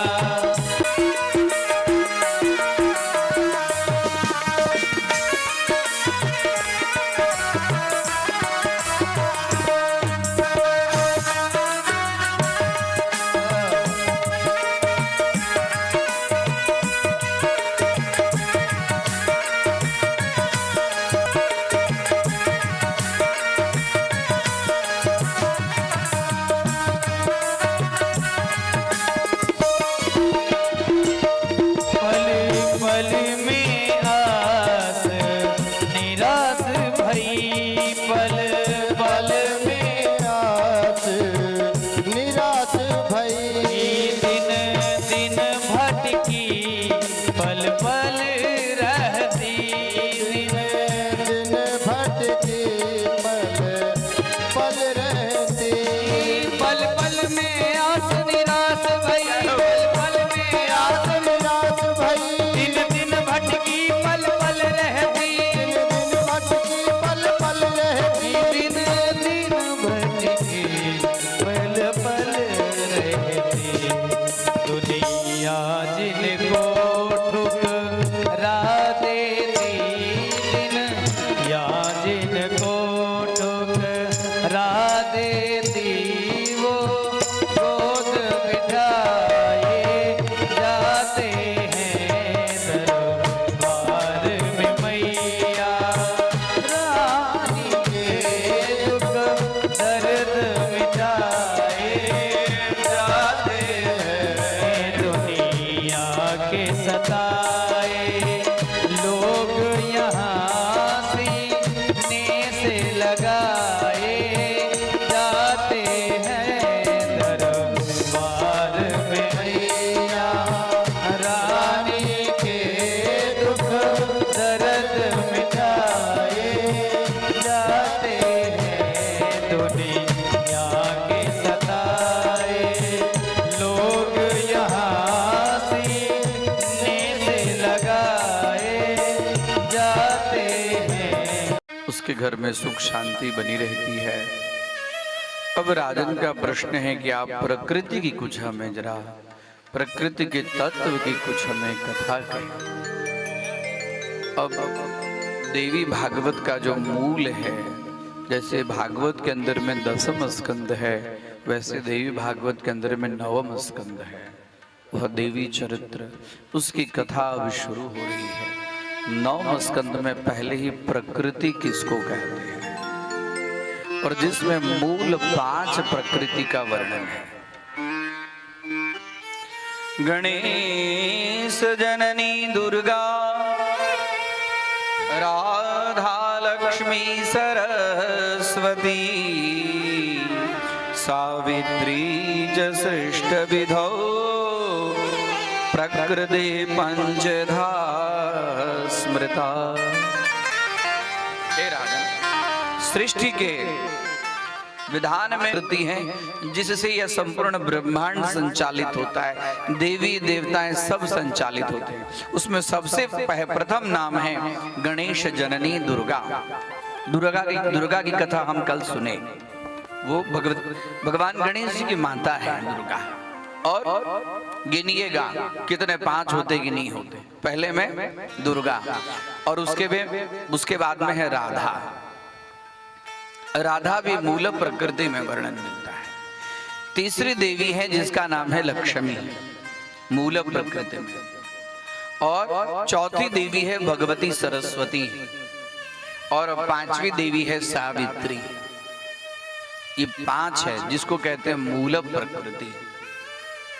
अब प्रकृति किसको कहते हैं? प्रकृति में 3 अक्षर है, प्रकृति। और प्रकृति में प्र उपसर्ग है, कृति धातु है। संस्कृत में धातु और प्रत्यय शब्द मिलकर ही शब्द बनते हैं। इसका भी बड़ा सुंदर उन्होंने यहाँ पर वर्णन कर दिया है। प्रकृष्टवाचकः प्रश्चकृतिः सृष्टिवाचकः सृष्टौ प्रकृष्टया देवी प्रकृति सा प्रकीर्तिता। प्रकृष्टवाचकः प्रश्च, प्रअक्षर प्रकृष्ट, प्रअक्षर प्रकृष्ट, प्रकृष्ट का अर्थ श्रेष्ठ होता है। प्र मतलब श्रेष्ठ और कृति सृष्टि का बोधक है। जो देवी सृष्टि प्रक्रिया में प्रकृष्ट है, जो देवी सृष्टि के प्रक्रिया में श्रेष्ठ है, उनका नाम है प्रकृति। और इतना ही नहीं, प्रकृति अर्थात प्र से सत्व गुण हुआ, क्री से रजो गुण हुआ और ती से तमो गुण हुआ। मतलब सत्व गुण, रजो गुण, तमो गुण। जानते हैं ना, सत्व गुण मतलब शुद्ध सत्व जो सबसे श्रेष्ठ है, रजो गुण जो बीच वाला है, मध्यम है, और तमो गुण, इसका गुण का तो बहुत विशेष वर्णन है। तो इसी के लिए भगवती का नाम है त्रिगुणात्मिका।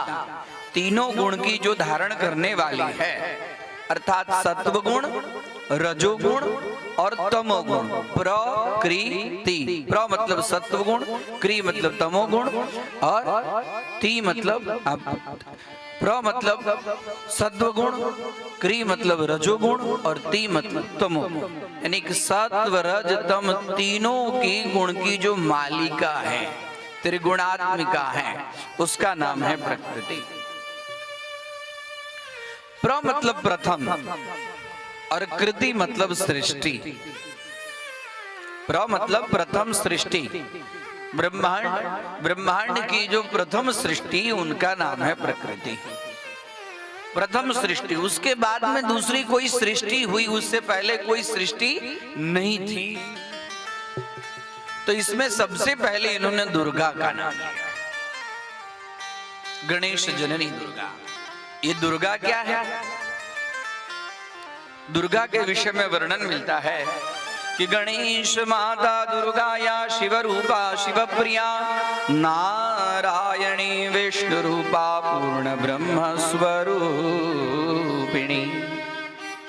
ये जो है गणेश दुर्गा, गणेश माता दुर्गा या शिव रूपा शिव प्रिया, ये दुर्गा जो है इसी का नाम है नारायणी। इसी का नाम है विष्णु, विष्णु प्रिया। इसी का नाम है पूर्ण ब्रह्म स्वरूपिणी, ब्रह्म स्वरूपिणी है। यह धर्म, सत्य, पुण्य और कीर्ति स्वरूपा है।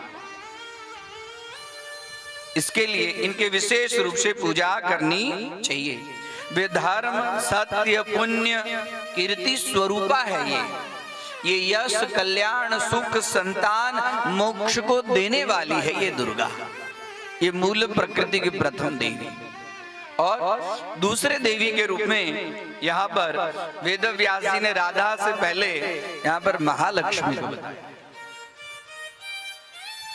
शुद्ध सत्व स्वरूपाया पद्मा सा परमात्मनः सर्व संपत् स्वरूपा सा तदधिष्ठात्री देवता। वो भगवती महालक्ष्मी कैसी है? वो भगवती महालक्ष्मी जिनको हम कहते हैं वो शुद्ध सत्व स्वरूपा है। पद्मा कमल, कमल के ऊपर में विराजमान है और सर्व संपत्ति स्वरूपा अर्थात सर्व संपत्ति को वो देने वाली है और तद अधिष्ठात्री देवता, उसकी वो अधिष्ठात्री देवी है। वो भगवती महालक्ष्मी शोभामयी है, वो अति संयमी है, वो शांत स्वरूपा है, वो सुशील स्वरूपा है और सब जगह मंगल करने वाली है, सर्व मंगल स्वरूपा है। और लोभ, मोह, काम, क्रोध और अहंकार जिसके अंदर में नहीं है वो है भगवती महालक्ष्मी। जिसके पास में ये समाज में भी देखने को मिलता है कि जिसके पास में भगवती महालक्ष्मी की विशेष कृपा रहती है उसके पास में अहंकार नहीं रहता है। वो अत्यंत, हाँ, जिसके पास में अत्यधिक जिसको कहते हैं महालक्ष्मी, वो अत्यंत संयमी और सौम्य और विनय और विवेकी और संयमी देखने को मिलता है। अब तीसरे रूप में है भगवती सरस्वती।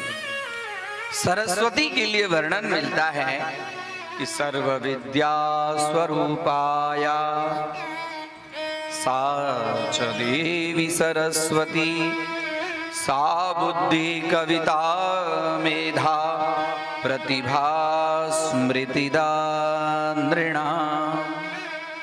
सा सरस्वती, वो सरस्वती कैसी है? जो परमात्मा की वाणी, बुद्धि, विद्या और ज्ञान की अधिष्ठात्री देवी है। यहाँ पर शब्द मिला है मनुष्य की नहीं, यहाँ पर शब्द है परमात्मा स्वरूपा। सर्वपूज्या सर्ववंद्या चान्या मत्तो निशामय वाग बुद्धिदा ज्ञान अधिष्ठात्री परमात्मनः। परमात्मनः, परमात्मा की भी वाणी बुद्धि स्वरूपा वही है और वह व्यक्ति को बुद्धि देने वाली है, व्यक्ति के अंदर में कवित्व शक्ति देने वाली है। जो जल्दी से भगवती सरस्वती कृपा हो जाती है तो व्यक्ति जल्दी से कविता अपने आप बनाने लगता है। कवित्वे तारणी शक्ति, उसके अंदर में कवित्व शक्ति आ जाती है। मेधा, विशिष्ट बुद्धि को मेधा कहते हैं। प्रतिभा संपन्न हो जाता है वह व्यक्ति और स्मृति इत्यादि ज्ञान प्रदाती है। और चौथी प्रकृति की देवी है जिसका नाम है सावित्री। सावित्री की पूजा तो आप लोग करते ही हैं, वही सावित्री है, कोई भिन्न नहीं है। वह भी प्रकृति स्वरूपा है। उसकी कथा कल होगी, बड़ी दिव्य कथा है सावित्री। वो पवित्र रूपा है, उनको अपवित्रता अच्छी नहीं लगती। पवित्र रूपा सावित्री गायत्री ब्रह्मण प्रिया तीर्थानि यस्या संस्पर्श वांछन्ति आत्मशुद्धये। वो सावित्री कैसी है? तो गायत्री ब्रह्मण प्रिया और पवित्र रूपा सावित्री, वह सावित्री गायत्री ब्रह्मण प्रिया है।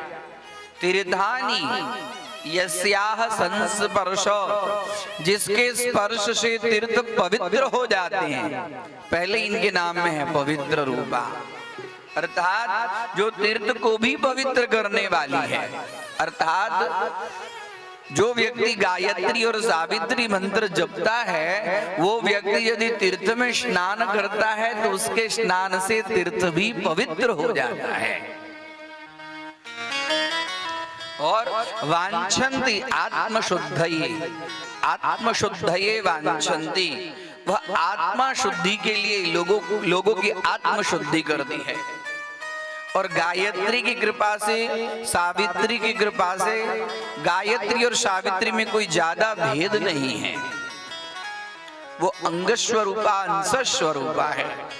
वेदांग, छंद, संध्या वंदन, मंत्र, तंत्र, यह सब की जो जननी है उसी का नाम है सावित्री।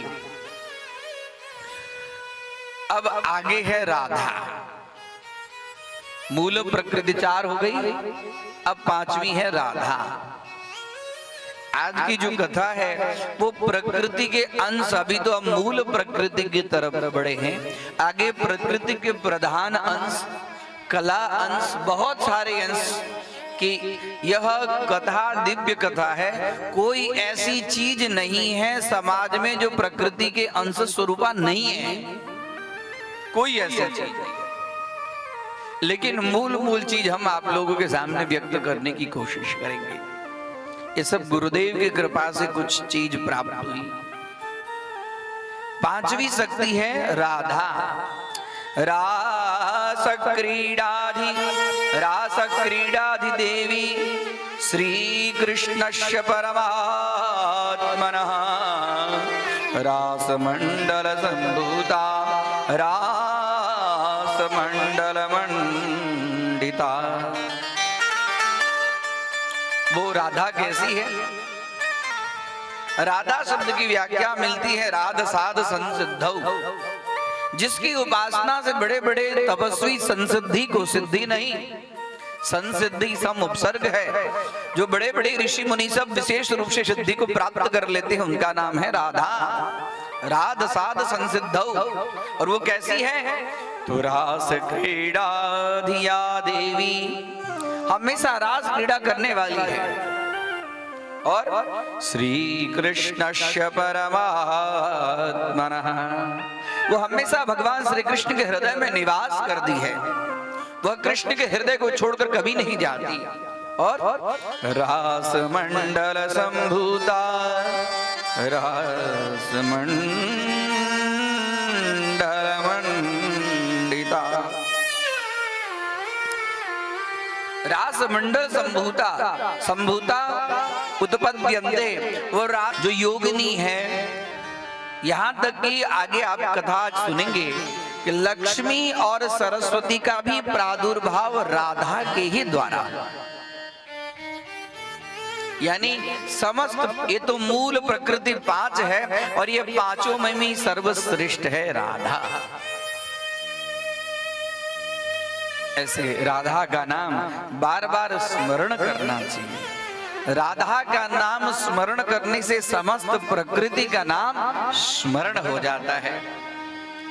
राधा का नाम अनमोल बोलो राधे राधे, राधा का नाम अनमोल बोले राधे राधे, राधा का नाम अनमोल बोलो राधे राधे, राधा का नाम अनमोल बोलो राधे राधे, श्यामा का नाम अनमोल बोलो राधे राधे, राधे राधे राधे, जय राधे राधे राधे,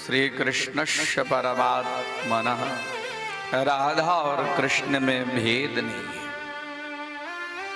प्रकृति की उपासना के लिए राधा राधा राधा राधा नाम जपना चाहिए।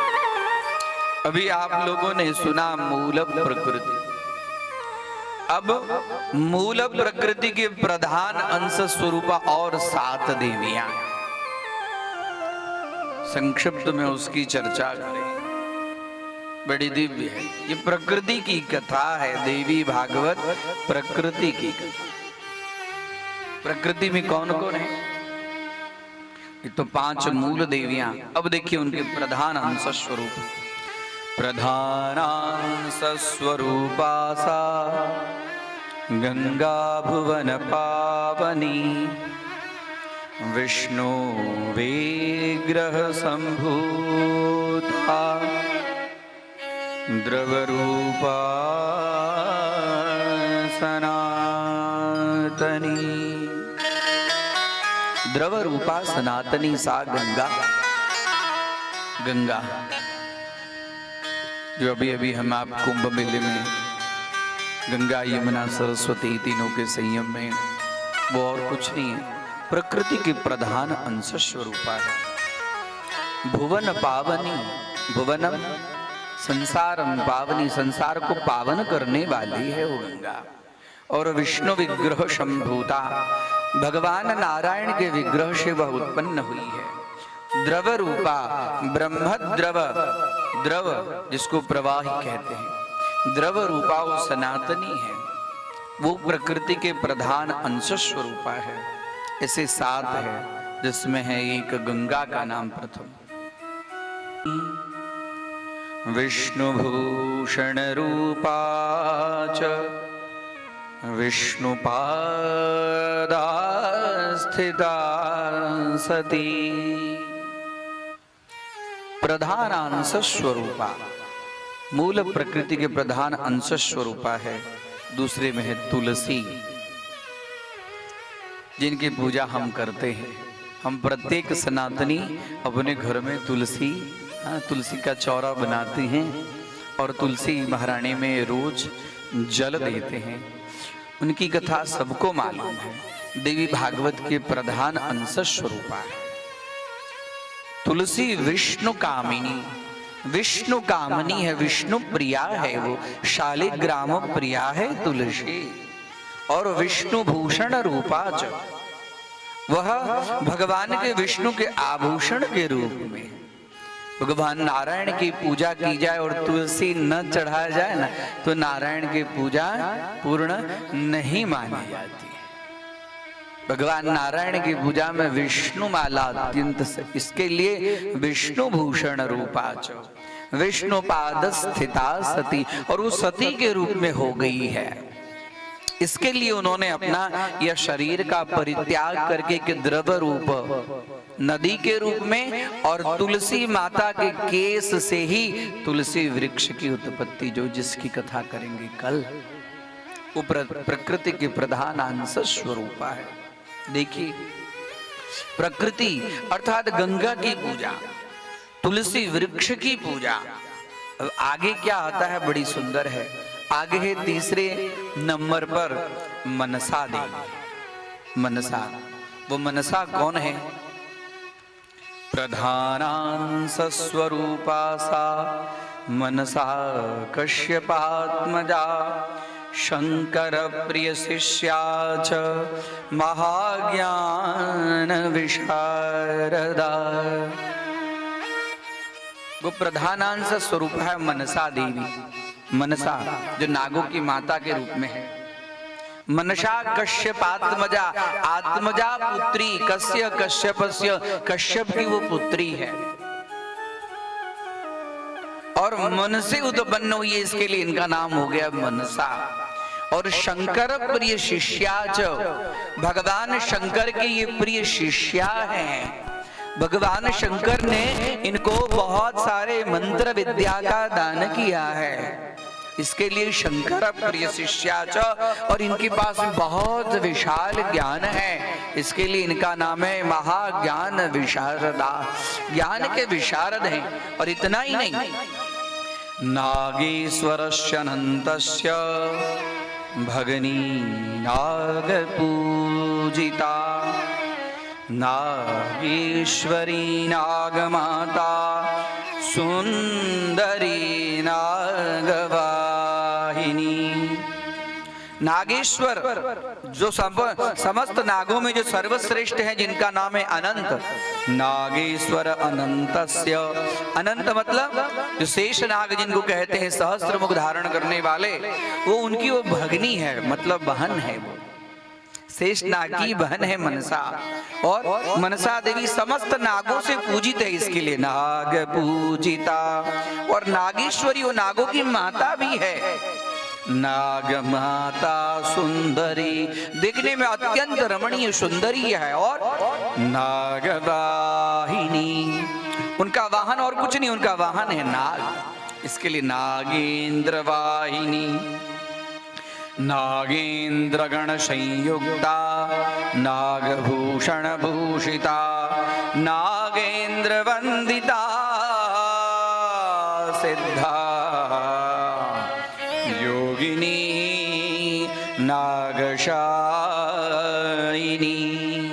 नाग के ऊपर में शैया है उनकी, अनेक उनके हाथ में आभूषण इत्यादि छोटे छोटे नाग ही हैं। नागेंद्र वंदिता सिद्धा, वंदिता वृंदा, अनेक प्रकार के नागों के समूह से वो पूजित होती है। और वो है किसकी पत्नी? तो जरत्कार मुने पत्नी कृष्णांशस्य पतिव्रता आस्तिकस्य मुनेर्माता प्रवरस्य तपस्विना। वो जरत्कारु ऋषि की पत्नी है, आस्तिक की माता है, और वो जरत्कारु ऋषि भगवान कृष्ण के अंश स्वरूप है। और आगे इनके विशेषण में लगा है पतिव्रता। ये कैसी है? पतिव्रता है और आस्तिक की माता है। ये देखिए, नाग की पूजा, देवी भागवत के अंदर में गंगा की पूजा, तुलसी की पूजा, नाग की पूजा, ये सब प्रकृति है, प्रकृति की पूजा। 2 मिनट, बड़ी सुंदर।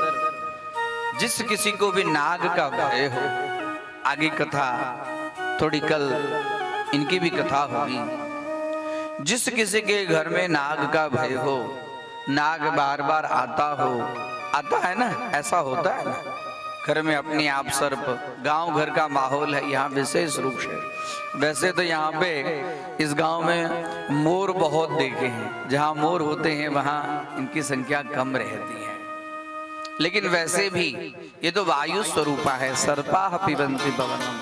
तो जहाँ ज्यादा हो उनके भय से दूर होने के लिए यहाँ पर बड़ा सुंदर एक वर्णन आया, आस्तिकस्य माता। ये आस्तिक ऋषि के माता है।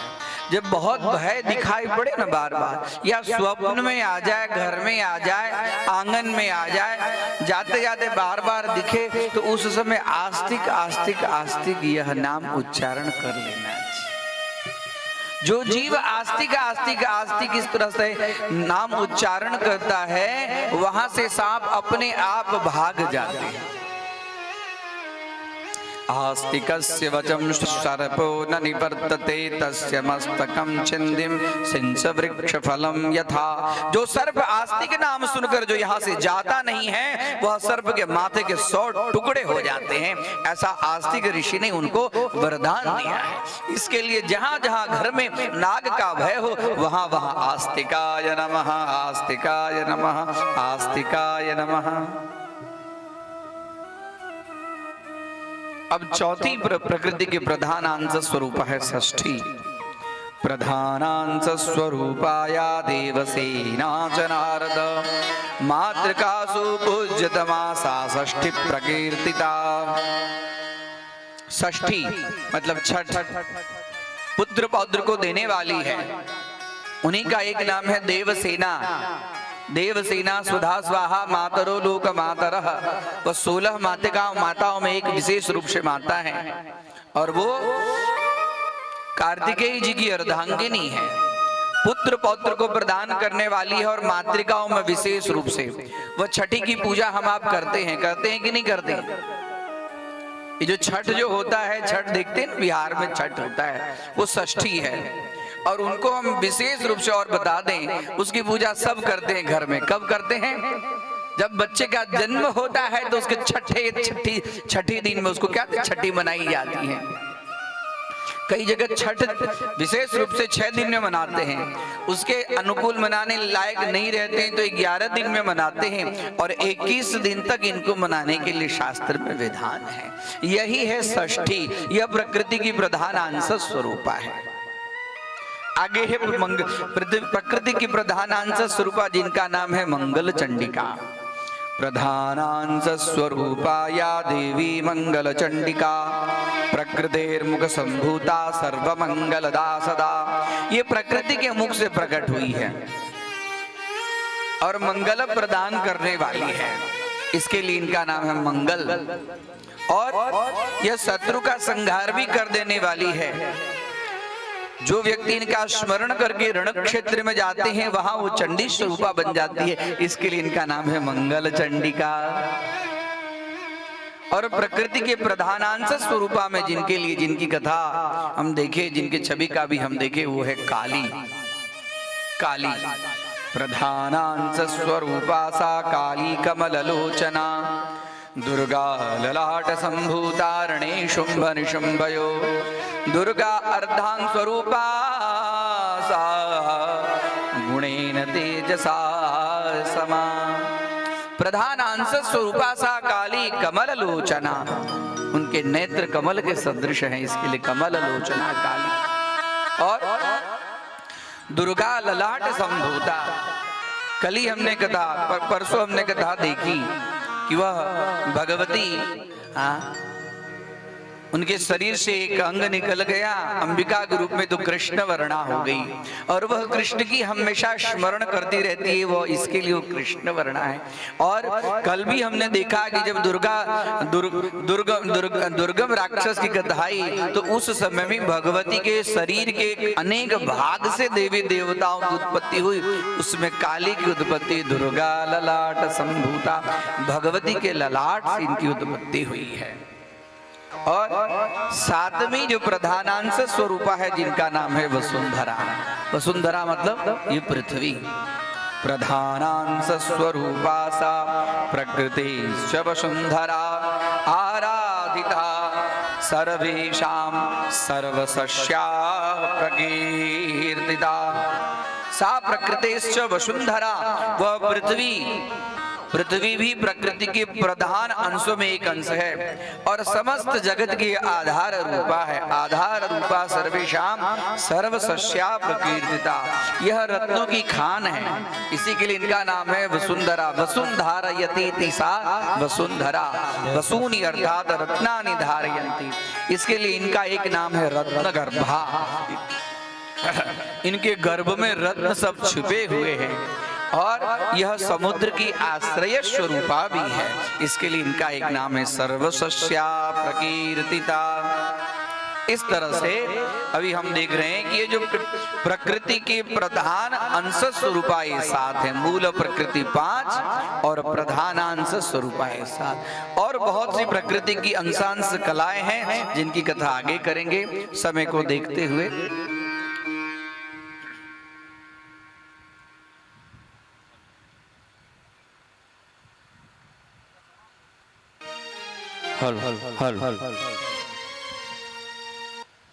बोलिए दुर्गा वाली मैया की।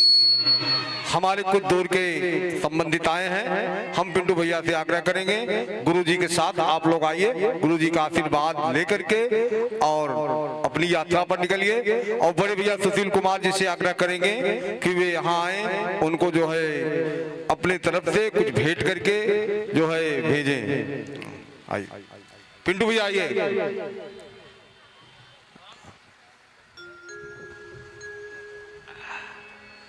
अंगना पधारो महारानी, मोरी शारदा भवानी। अंगना पधारो महारानी, मोरी शारदा भवानी। अंगना पधारो महारानी, मोरी शारदा भवानी। अंगना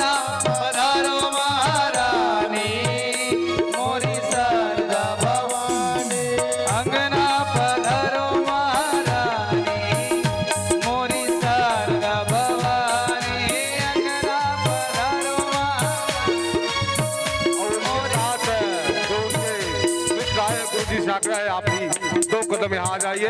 आपके साथ जो बैठे हैं भैया उनको भी आ जाइए आप तीनों।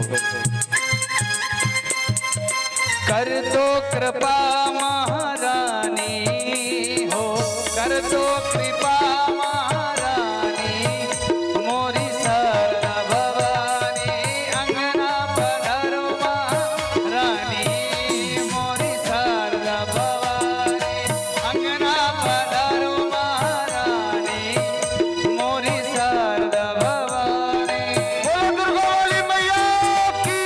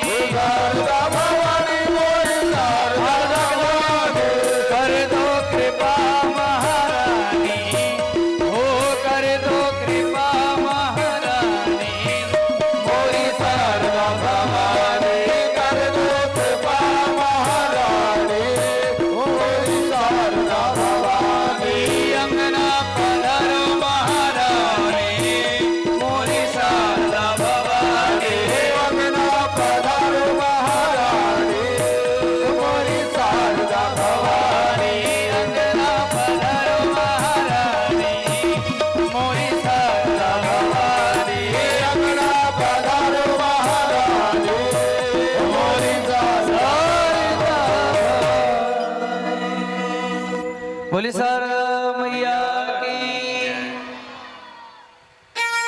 आप लोग सुने प्रकृति मूल प्रकृति। संक्षिप्त में थोड़ा और कह दूं, ये जो प्रकृति की कलाएं हैं कौन कौन सी हैं। जितने ग्राम देवी हैं न, सब प्रकृति की कला है। जिसके घर में, हाँ, हम ग्राम देवता के रूप में पूजते हैं। इतना ही नहीं, अग्निदेव के जो पत्नी है स्वाहा, यज्ञ नारायण की पत्नी है दक्षिणा, पितृदेव की पत्नी है स्वधा, वायुदेव की पत्नी है स्वस्ति। यह सब प्रकृति की कला है। गणेश जी की पत्नी, अनंत की पत्नी, संपत्ति देवी, धृति देवी, सती देवी, यह सब भगवती इन्हीं प्रकृतियों के अंश से उत्पन्न हुई है। मोह की पत्नी दया, पुण्य देव की पत्नी प्रतिष्ठा, सुकर्म देव की पत्नी कीर्ति, उद्योग की पत्नी क्रिया, अधर्म की पत्नी मिथ्या देवी, ये सब प्रकृति के अंश स्वरूपा है। ये सब उत्पन्न कैसे हुए? थोड़ी चर्चा। जब भगवान श्री कृष्ण और राधा, तब तक कुछ नहीं था, दोनों में समागम हुआ। दिव्य दिवस अनेक अवधि तक समागम हुआ। समागम के समय में वायुदेव की उत्पत्ति हुई। वायुदेव स्वतः उत्पन्न हुए और दोनों के शरीर में से जो पसीना निकला वो वरुण देव के रूप में। तब तक कोई था ही नहीं, कुछ नहीं था, वरुण देव के रूप में। और भगवान श्री कृष्ण और राधा का समागम से एक बच्चे का जन्म हुआ। राधा गर्भवती हुई। भगवान श्री कृष्ण चले गए वहां से।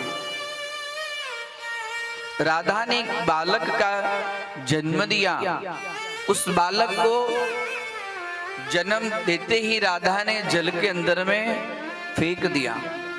वो बच्चा जोर जोर से रुदन करने लगा। जब कृष्ण आए, देख रहे हैं कि देवी ये तुमने क्या किया, क्योंकि हम दोनों के अंश स्वरूपा ये जो बच्चा उत्पन्न हुआ है ये साधारण नहीं है, ये विराट के रूप में माना जाएगा जगत के अंदर में ख्याति। और तुमने अपने ही तुम्हारे शरीर से निकले हुए बच्चे को तुमने फेंक दिया। जाओ, आज से मैं तुम्हें शाप देता हूं। कृष्ण ने राधा को शाप दिया। कृष्ण से राधा से जब बच्चा हुई ना, तो राधा जल में फेंक दी और जल में फेंकने से वो बच्चा हो गया महाविराट। विराट नहीं, महाविराट। हम देखते हैं ना भगवान के महाविराट स्वरूप, देखते ना सहस्त्र शीर्घा पुरुखा, देखते वेद मंत्र में विराट मतलब बहुत विशाल। अब ये बच्चा रुदन करता है, भगवान कृष्ण से रहा नहीं गया और उन्होंने शाप दे दिया। भवत्वम अपत्यापि चाद्य प्रभृति निश्चितम भवति त्वम अपत्यापि। अपत्यापि असंतानः। जाओ, मैं तुम्हें शाप देता हूं। तुमने इस बच्चे को फेंक दिया है, जाओ मैं तुम्हें शाप देता हूं कि तुम्हें संतान नहीं होगा। और इतना ही नहीं, तुम्हारे अंश से जो उत्पन्न होंगे उनको भी संतान नहीं होगा। आज से तुम निश्चित ही संतानहीन हो जाओगे। बताइए, एक बच्चे के रुदन के कारण राधा दुखी हुई। सहसा कुछ बोलने की इच्छा की कि मैं कुछ व्यक्त करूं। बोलने की इच्छा की, उसी समय जिह्वा से एक देवी का प्रादुर्भाव हो गया। उनके जिह्वा से, अभी तक तो उनके शरीर में वायुदेव का उत्पन्न हुआ, उसके बाद में वरुण देव की उत्पत्ति हुई, एक शिशु जो महाविराट सहस्त्र शीर का पुरुष, जिसके लिए पुरुष सूक्त में वर्णन मिलता है। अब राधा की इच्छा हुई कि मैं कुछ बोलूं, और जैसे राधा ने जिह्वा से बोलने की इच्छा की तो सहसा जिह्वा से एक देवी का प्रादुर्भाव हो गया। जिह्वा से एतस्मिन्नन्तरे देवी जिह्वाग्र सहसा ततः आविर्बभूव कन्यैका शुक्लवर्णा मनोहरा।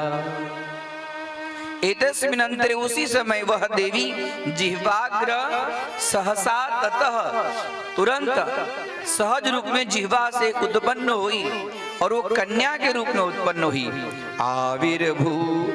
आविर्बभूव कन्यैका, और वो कन्या कैसी थी? शुक्ल वर्णा मनोहरा। वो शुक्ल वर्णा थी, मनोहरा थी।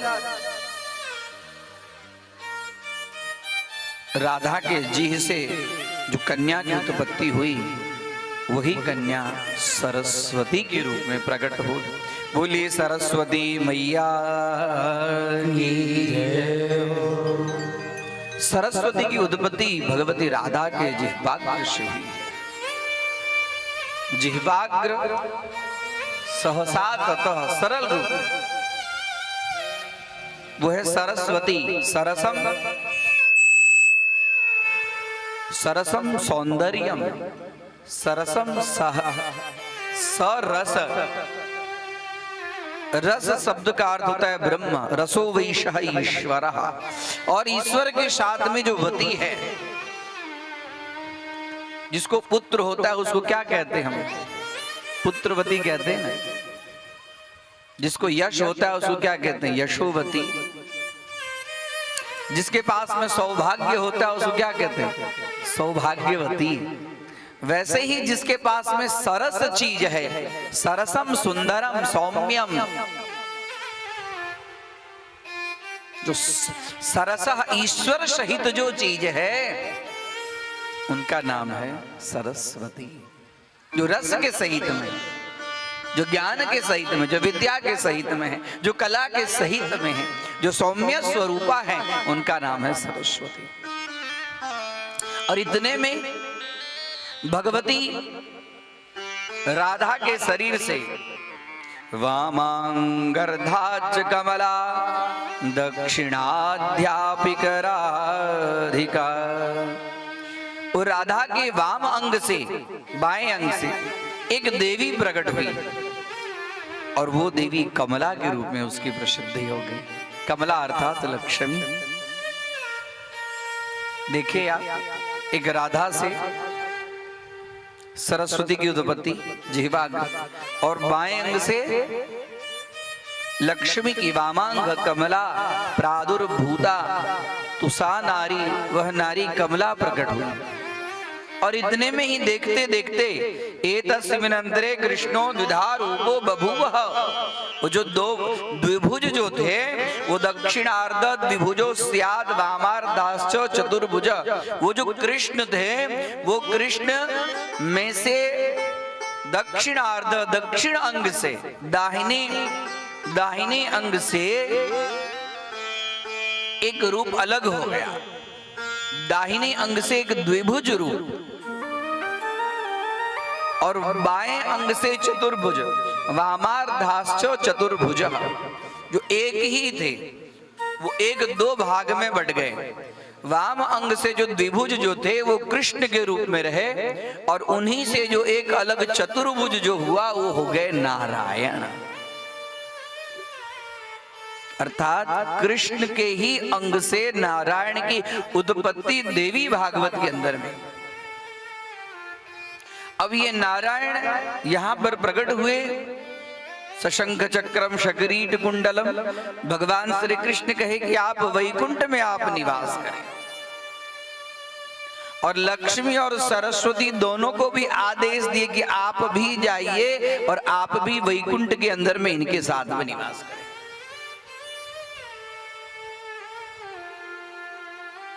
और इतने में ही कृष्ण के साथ में राधा थे, वहां सहसा दुर्गा का प्रादुर्भाव हो गया।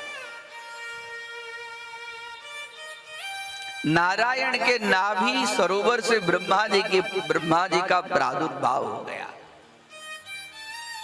भगवान श्री कृष्ण के पसीने से गंगा की उत्पत्ति हुई। गंगा देखने में इतनी मनोहर थी, उसको देखकर भगवान श्री कृष्ण मोहित हो गए।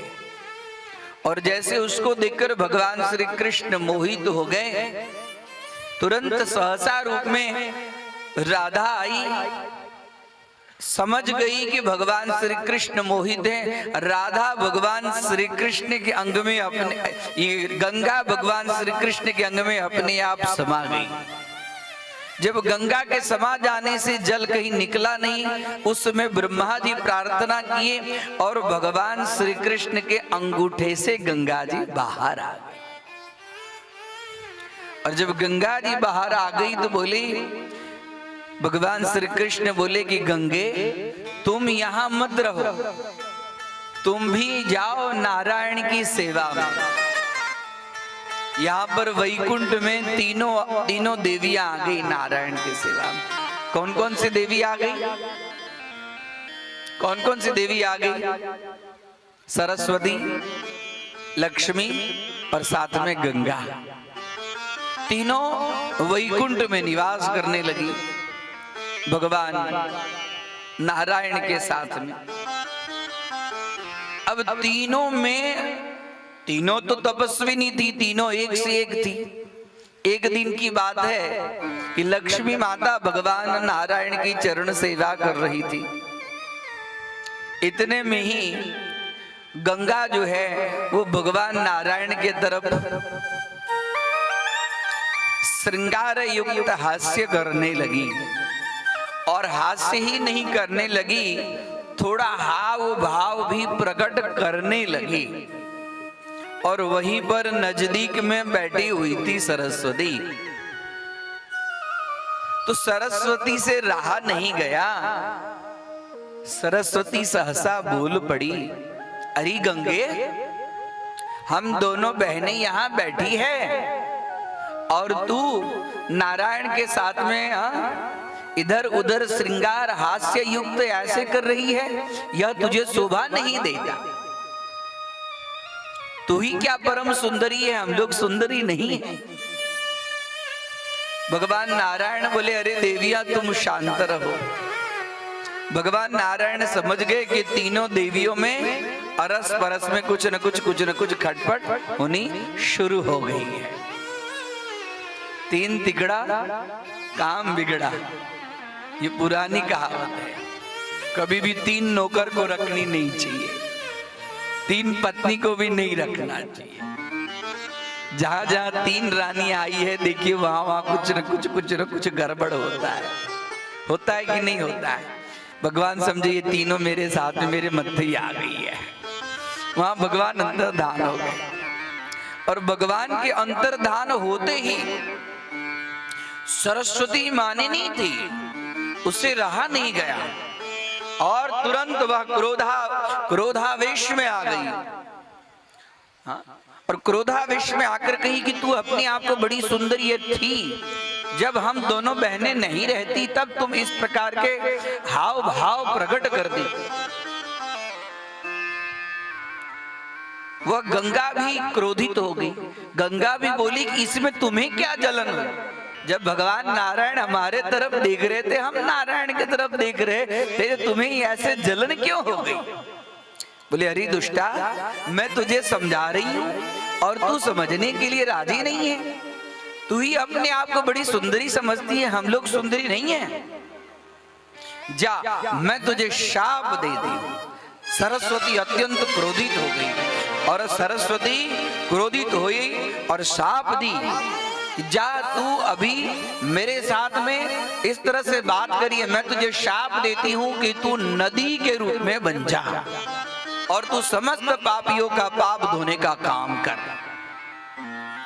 एकदम गंगा क्रोध में आ गई। कि तू मुझे शाप दी है, तू अपने आप को समझती क्या है। इतने में बीच में रोकने आई लक्ष्मी, अरे दीदी यह उचित नहीं है, हम लोग वैकुंठ में निवास करते हैं, हम लोगों के अंदर में तामसी शक्ति का प्रादुर्भाव अनुकूल नहीं। सरस्वती कोपाविष्ट थी, उनसे रहा नहीं गया। लक्ष्मी तू भी इसके पक्षधर हो रही है, जा मैं तुझे शाप देती हूँ कि तू भी वृक्ष स्वरूपा हो जा, तू नदी स्वरूपा हो जा। गंगा कही कि अरे तूने मुझे शाप दिया, तूने लक्ष्मी को भी शाप दिया, लक्ष्मी कुछ नहीं की तो फिर भी तू क्या अपने आप को समझती है, जा मैं भी तुझे शाप देती हूँ, तू भी पृथ्वी लोक में जा और नदी रूपा बन जा और समस्त पापियों के पाप धोने वाली बन जा। दोनों एक दूसरे को शाप दी। अब जो दोनों एक दूसरे को शाप दी, इतने में भगवान नारायण नारायण फिर से आए।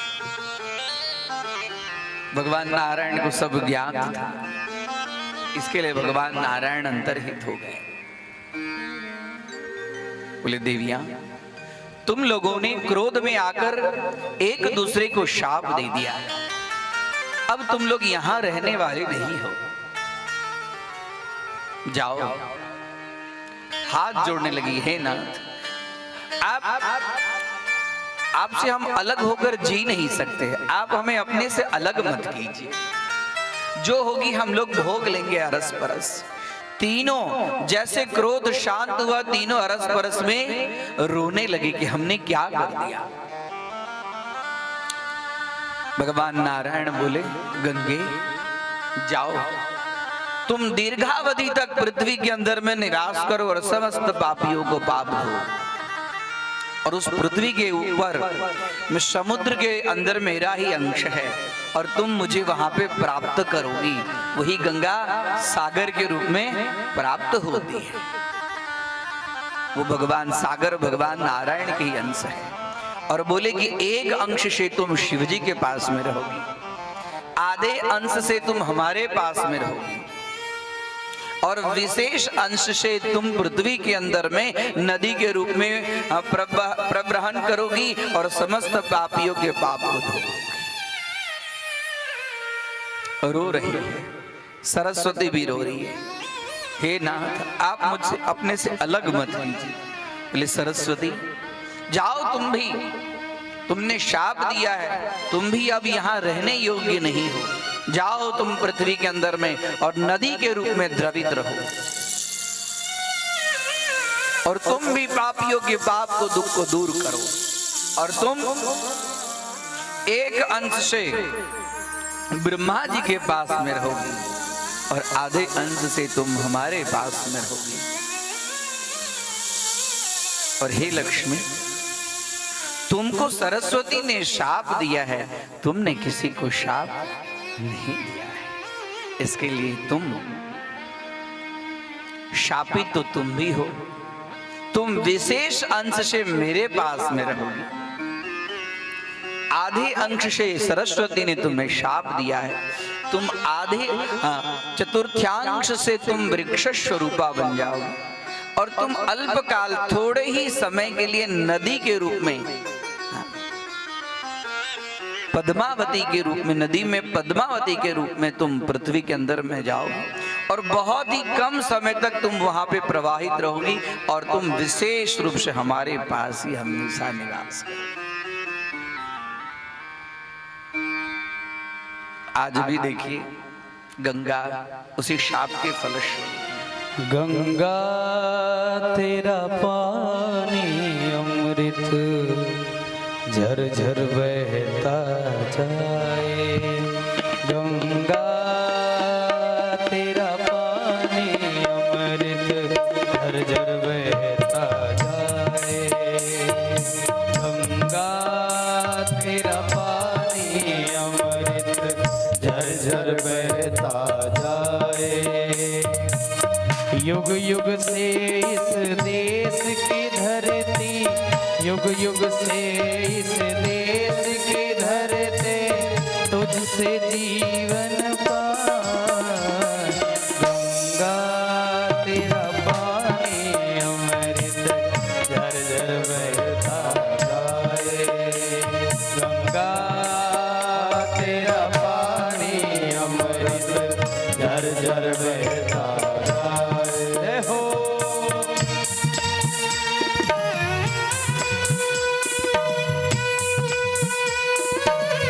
हरि बोल।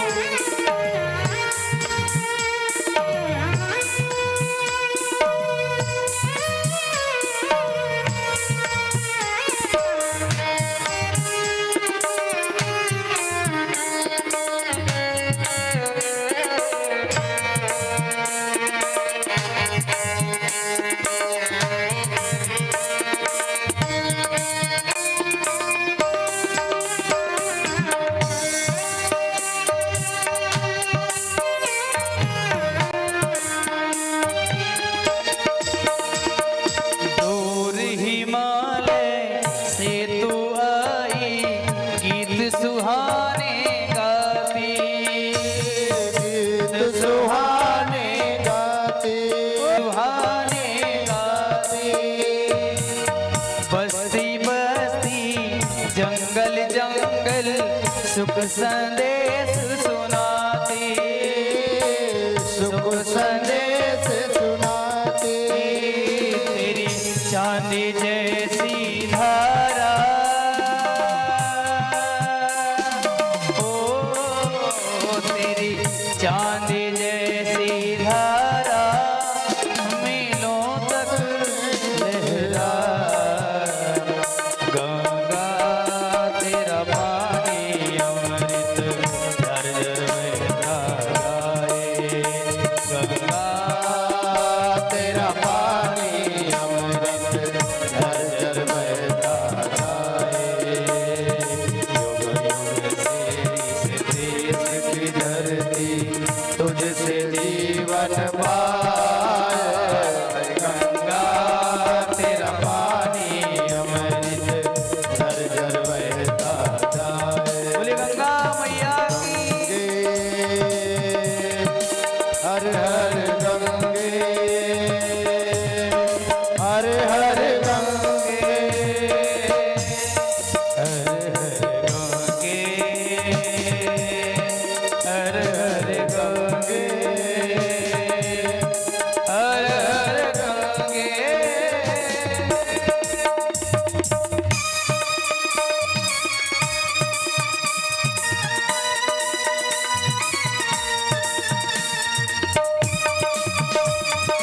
हरि बोल। तालियों की सेवा करते हुए बोलिए गंगा मैया की।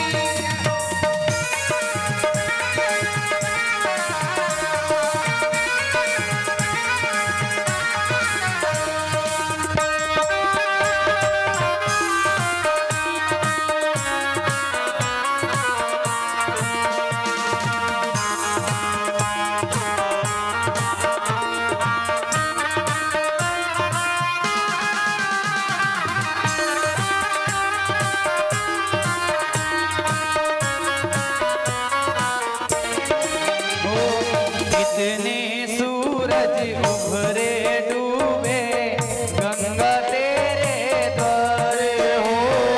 गंगा तेरे द्वारे, गंगा तेरे द्वारे। युगों युगों की कथा सुनाए तेरे बहते धारे। तेरे बहते धारे, तेरे बहते धारे। तुझको छोड़ के भारत का, तुझको छोड़ के भारत का इतिहास लिखा ना जाए। गंगा तेरा पानी अमृत झर झर बहता जाए। गंगा तेरा पानी अमृत झर झर बहता जाए। युग युग से इस देश की धरती तुझसे जीवन पाए। गंगा तेरा पानी अमृत झर झर बहता जाए।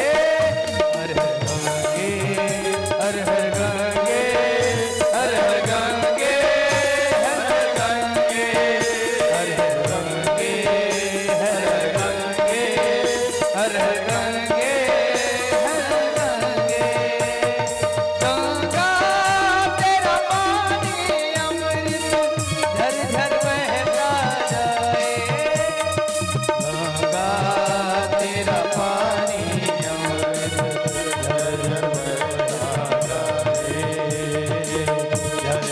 बहता जाए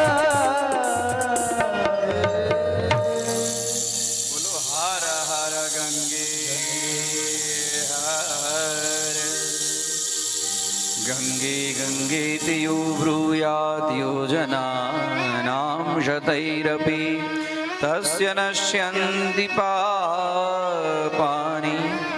विष्णुलोकं स गच्छति। वो गंगा पृथ्वी पर आई, सगर राजा के पुत्र कपिल ऋषि के शाप से शापित हुए अंशुमान और उनके पुत्र भगीरथ, उन्होंने गंगा को लाए और अपने पितरों का उद्धार किया। अब कहते हैं कि उस सरस्वती, आपने गंगा की तो बात बताई, उस सरस्वती इस पृथ्वी के ऊपर में कैसे, और उस सरस्वती की पूजा सबसे पहले किसने की? बोले कि सरस्वती जब शापित हुई उससे पूर्व सर्वप्रथम सरस्वती की पूजा भगवान कृष्ण ने की। वह चतुर्भुजा स्वरूपा, सौम्य स्वरूपा, माघ शुक्ल पंचमी के दिन भगवती सरस्वती का आविर्भाव हुआ है। उसी को हम कहते हैं वसंत पंचमी। वसंत पंचमी के दिन विशेष रूप से सरस्वती माता की पूजा करनी चाहिए।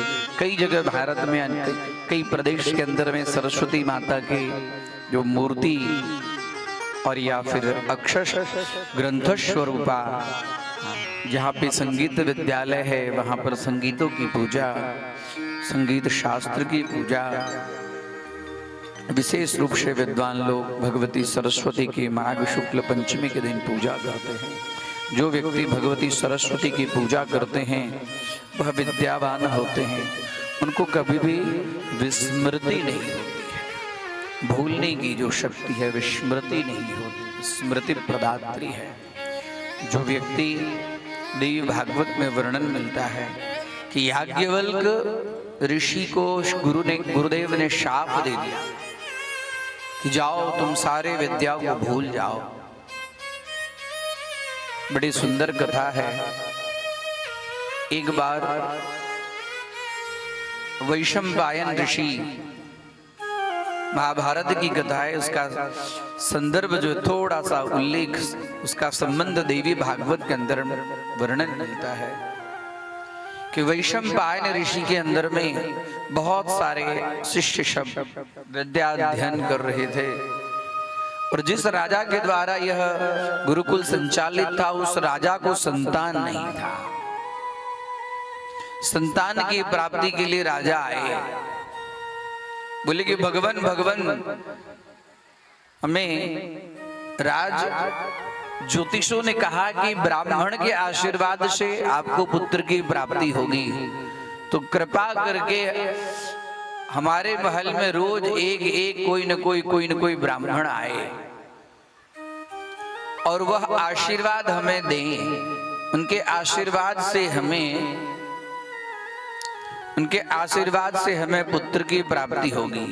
बोले सरस्वती मैया की जय हो।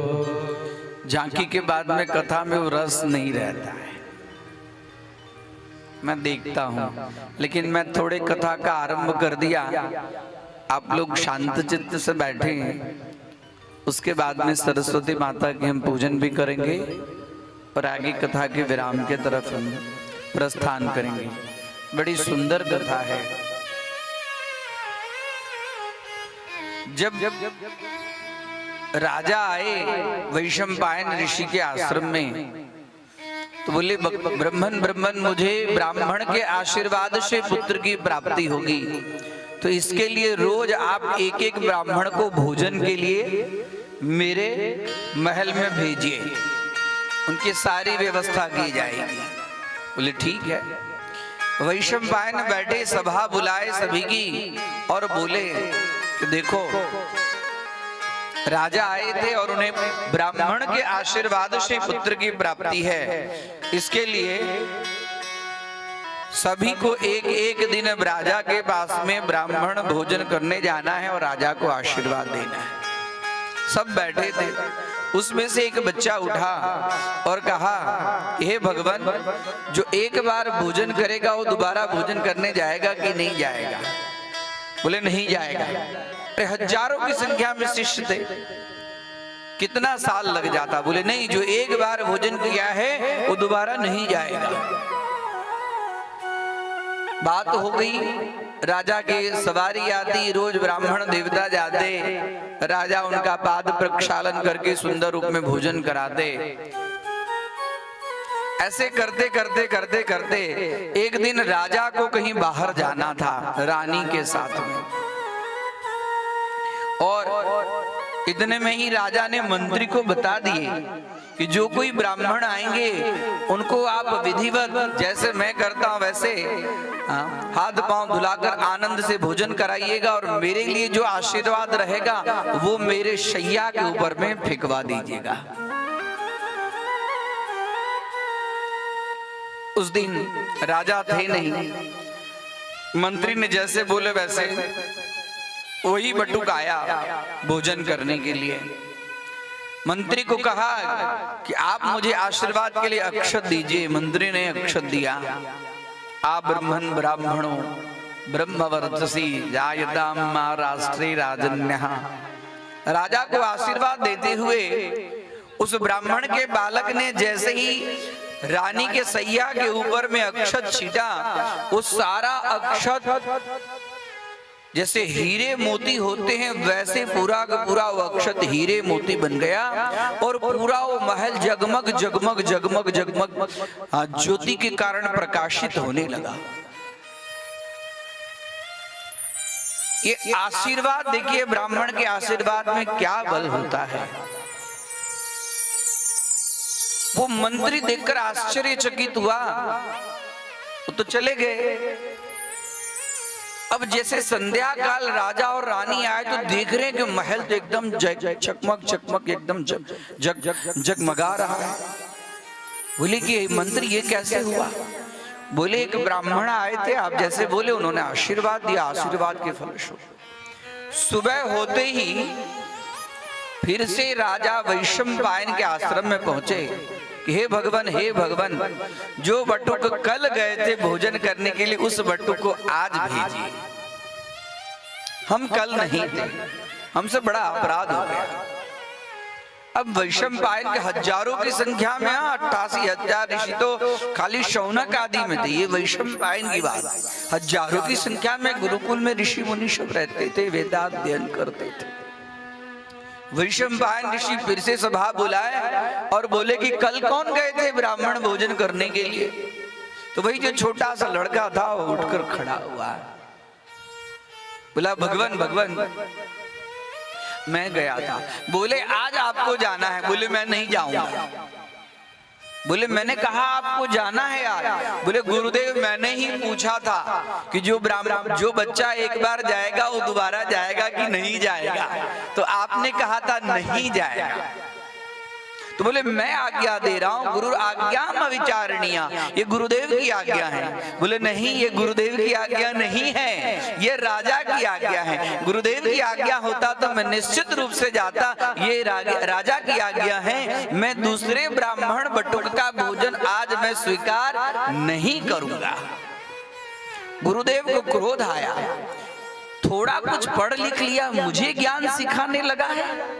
मैं बोलता हूं तो फिर भी तू मेरी बात स्वीकार नहीं करता। जा, मैं तुझे शाप देता हूं कि मेरी पढ़ाई हुई सारी विद्या तू भूल जा और मेरी पढ़ाई हुई विद्या तू वमन कर।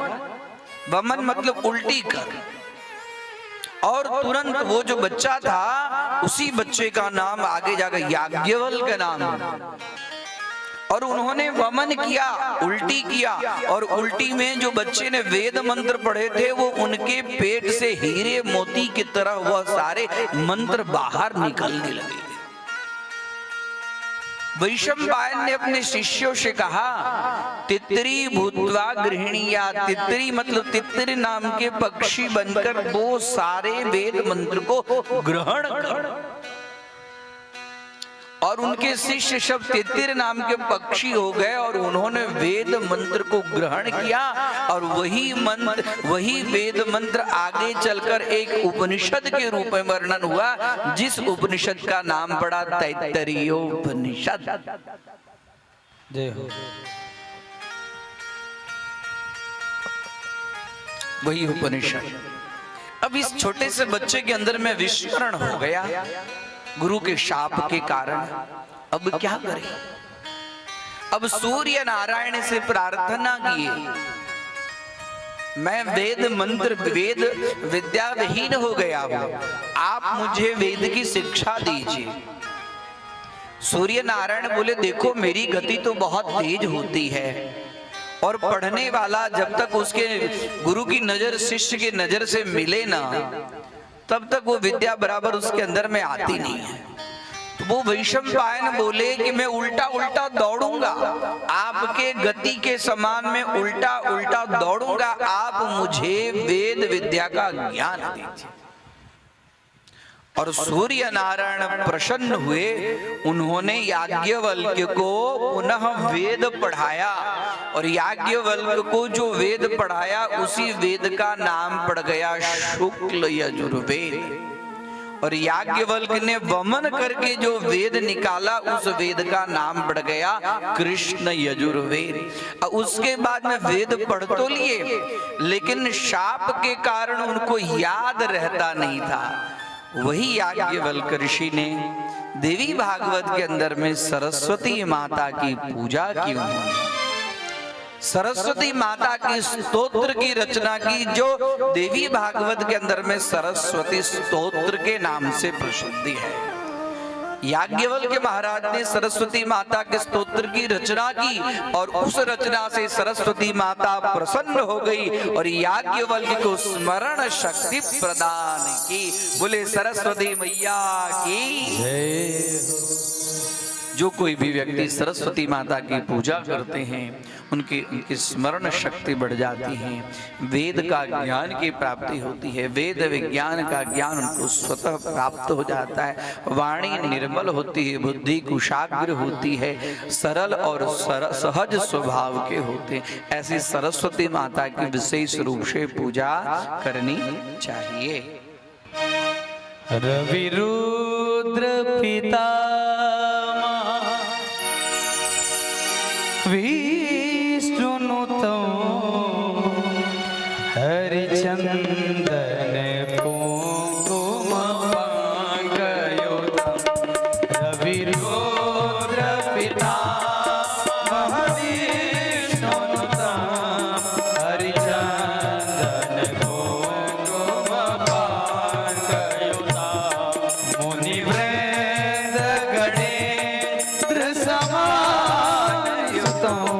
तव नौमि सरस्वती पादयोगम्। रवि रुद्र पिता विष्णुनुतं हरिचंदन कुंकुम पंकयुतं। शशिसूत सुधारिम धामयुतं सरदं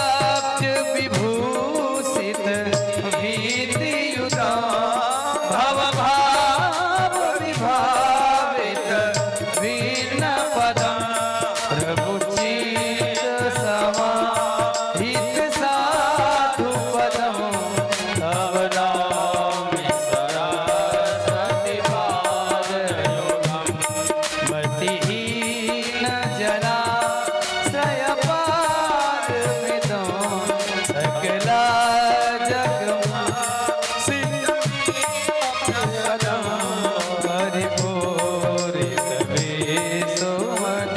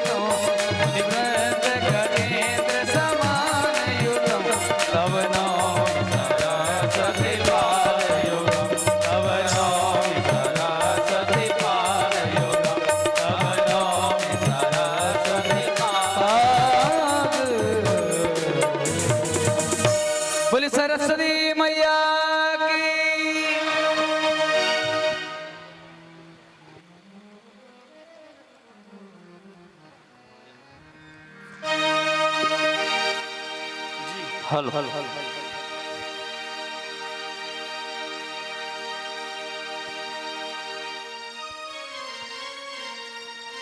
हेलो हेलो इको 20 हटा दे।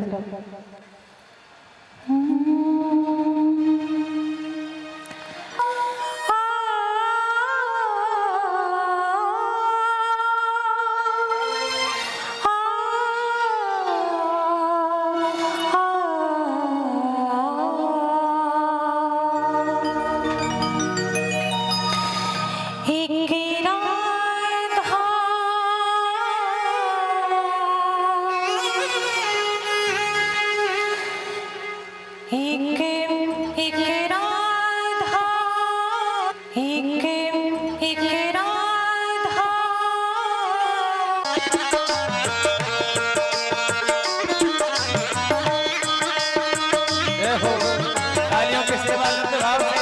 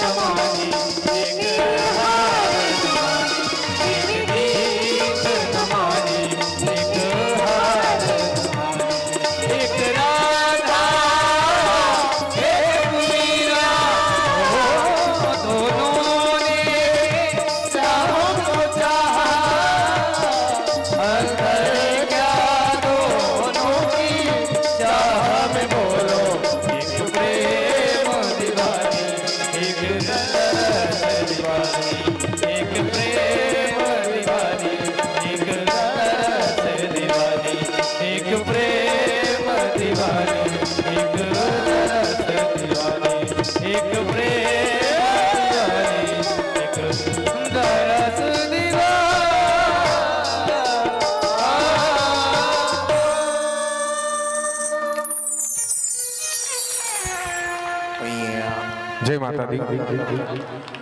अब हम सभी स्मरण कर रहे हैं माता का चरित्र, जिसमें 12 स्कंद, 365 अध्याय और 18,000 श्लोकों का विशाल एवं भव्य महापुराण, जिसका नाम है श्रीमद देवी भागवत महापुराण।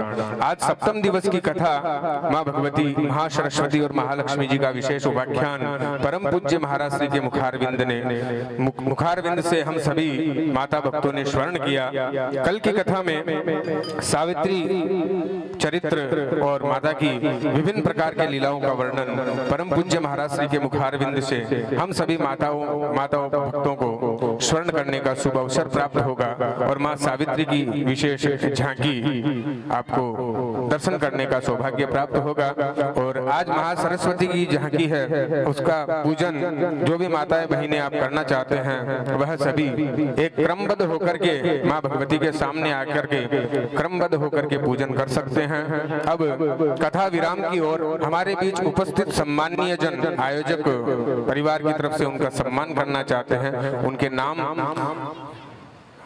उनके नाम आयोजक परिवार से उच्चारण किए जाएंगे। कृपया समय को मद्देनजर रखते हुए शीघ्र मंच पर पधारने की कृपा करें। जय माता दी। मुख्य यजमान परिवार से हमारे सुशील कुमार सिंह जी मंच पर आकर के आए हुए अतिथियों का सम्मान। जय श्री राम। बोले सच्चे दरबार की। हमारे बीच में हम लोगों के बड़े भाई हमेशा क्षेत्र में बने रहने का कार्य करते हैं। बड़े भैया वीरेंद्र सिंह सरपंच जी से आग्रह करेंगे वे यहाँ आए, गुरु जी से आशीर्वाद लें। और उनके बगल में हमारे बड़े भ्राता नन्हे भैया से भी आग्रह करेंगे आप भी आए। और हमारे बीच में श्री अमर पंडित अमरजीत मिश्र जी बैठे हैं और उनके बड़े बगल में बड़े जंगीपुर वाले बड़े भैया बैठे हैं। हम दोनों लोगों से आग्रह करते हैं शीघ्र आए और गुरु जी से आशीर्वाद लेकर के आप इस कार्यक्रम को आगे बढ़ाएं। आइए, थोड़ा जल्दी आइए, क्योंकि शाम हो गई है, समय हो गई है, लोग माताओं को दीपक जलाना है। आप लोग जल्दी आइए।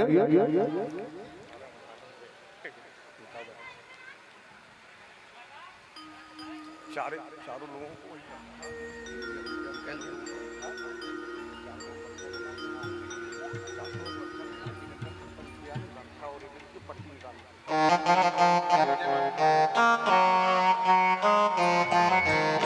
हमारे बीच में वीरेंद्र भैया आ गए हैं और नन्हे भैया भी आ गए हैं। हम गुरु जी से निवेदन करेंगे कि इनको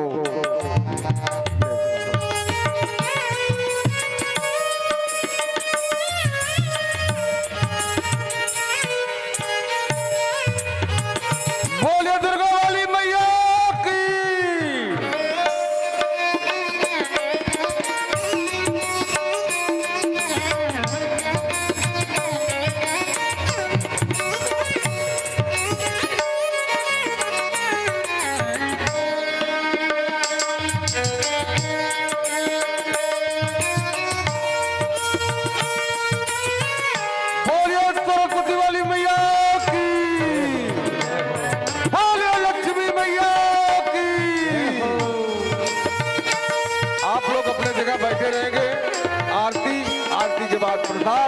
प्रसाद के बाद सारी व्यवस्था यहाँ चल रही है।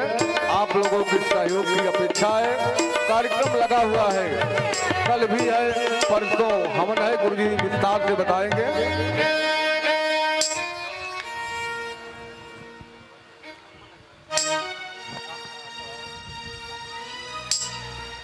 जय श्री राधे। मुख्य यजमान हमारे सरिता सुनीत कुमार सिंह जी व्यासपीठ के सम्मुख आ जाए। माँ भगवती की सप्तम दिवस की पूर्ति कथा प्रारंभ कुछ ही क्षणों में प्रारंभ। यह श्रीमद देवी भागवत महापुराण का सीधा प्रसारण परम पूज्य महाराज श्री के YouTube चैनल आध्यात्म ज्ञान प्रवाह पर निरंतर प्रवाह हो रहा है। जो भी माता भक्त आने में किसी कारणवश असमर्थ हैं तो उन तक YouTube चैनल का लिंक अवश्य पहुंचाएं और श्रीमद देवी भागवत कथा का रसास्वादन अपने घर से करें। परम पूज्य महाराज श्री की आगामी कथा 4 मई से 10 मई श्रीमद भागवत महापुराण नंद नंदन ब्रज नंदन गोपिका नंदन अखिल कोटि ब्रह्मांड वंदनाय करुणा वरुणालय सचिदानंद स्वरूप सर्व अंतर्यामी जगदाधार जगदीश्वर मेरे महाप्रभु श्री कृष्णचंद्र प्रभु की विशाल एवं श्रीमद् भागवत कथा का आयोजन बिहार राज्य में सीतामढ़ी जिले मारर गांव में होने जा रहा है, जिसका सीधा प्रचारण रहेगा। उसके उपरांत सूरत शहर में भेस्तान में महाकाली मंदिर में श्रीमद् देवी भागवत महापुराण की कथा होगी और उसमें यज्ञोपवीत संस्कार निःशुल्क रहेगा। तो यज्ञोपवीत संस्कार का भी उसमें समावेश रहेगा। वो 21 मई 2025 से 29 मई 2025 तक श्रीमद् देवी भागवत महापुराण की कथा होगी। अब आज की कथा माँ भगवती के चरणारविंद में अर्पण करते हुए हम सभी माता भक्त आरती की ओर अग्रसर होते हैं। सभी अपने स्थान पर खड़े हो जाएं और माँ भगवती की आरती करेंगे, ताली सेवा देते हुए और आरती में झूमते हुए माँ भगवती की आरती करेंगे। ओम शुभम करोतु कल्याणम आरोग्यम धन संपदा आत्मबुद्धि प्रकाशाय दीप ज्योतिर्नमोस्तुते। आरती की जय माता सरस्वती की, आरती की जय माता सरस्वती की, जननी विद्या बुद्धि भक्ति की। आरती की जय माता सरस्वती की, आरती की जय माता सरस्वती की। जाकी कृपा कोमति मीत जाए, सुमिरन करत सुमति गति आए। जाकी कृपा कुमति मिट जाए, सुमिरत करन आए। भ्रम छूट दिए के नाम जपत, भ्रम छूट दिए के। दिव्य दृष्टि शिशु उधर हिया के, दिव्य दृष्टि शिशु उधर हिए के।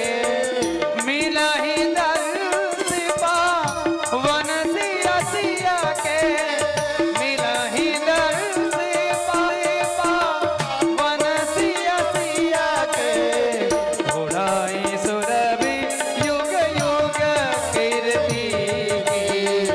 आरती की जय माता सरस्वती की, जननी विद्या बुद्धि की, जननी विद्या बुद्धि भक्ति की। आरती की जय माता सरस्वती की। रचित जास बल वेद पुराना, रचित जास बल वेद पुराना। एते ग्रंथ रचित जग नाना, एते ग्रंथ रचित जग जाना। तालु छंद स्वर में सिद्ध गाना, तालु छंद स्वर में सिद्ध गाना। जो आधार कवियति सती की। आरती की जय माता सरस्वती की, आरती की जय माता सरस्वती की। जननी विद्या बुद्धि भक्ति की। की जय माता सरस्वती की। कर्पूर गौरम करुणावतारम संसार सारम भुजगेन्द्रहारम सदा वसन्तो हृदयारविन्दे। भवं भवानी चैतं नमामि। मंदारमाला गुलकालिकाले, बालमाला किसे कराए। दिगंबराय च दिगंबराय, नमः शिवाय च नमः शिवाय। त्वमेव माता च पिता त्वमेव, त्वमेव बन्धु तथा त्वमेव। त्वमेव विद्या द्रविणं त्वमेव। त्वमेव सर्वं मम देव देव। आरती की जय माता सरस्वती की, आरती की जय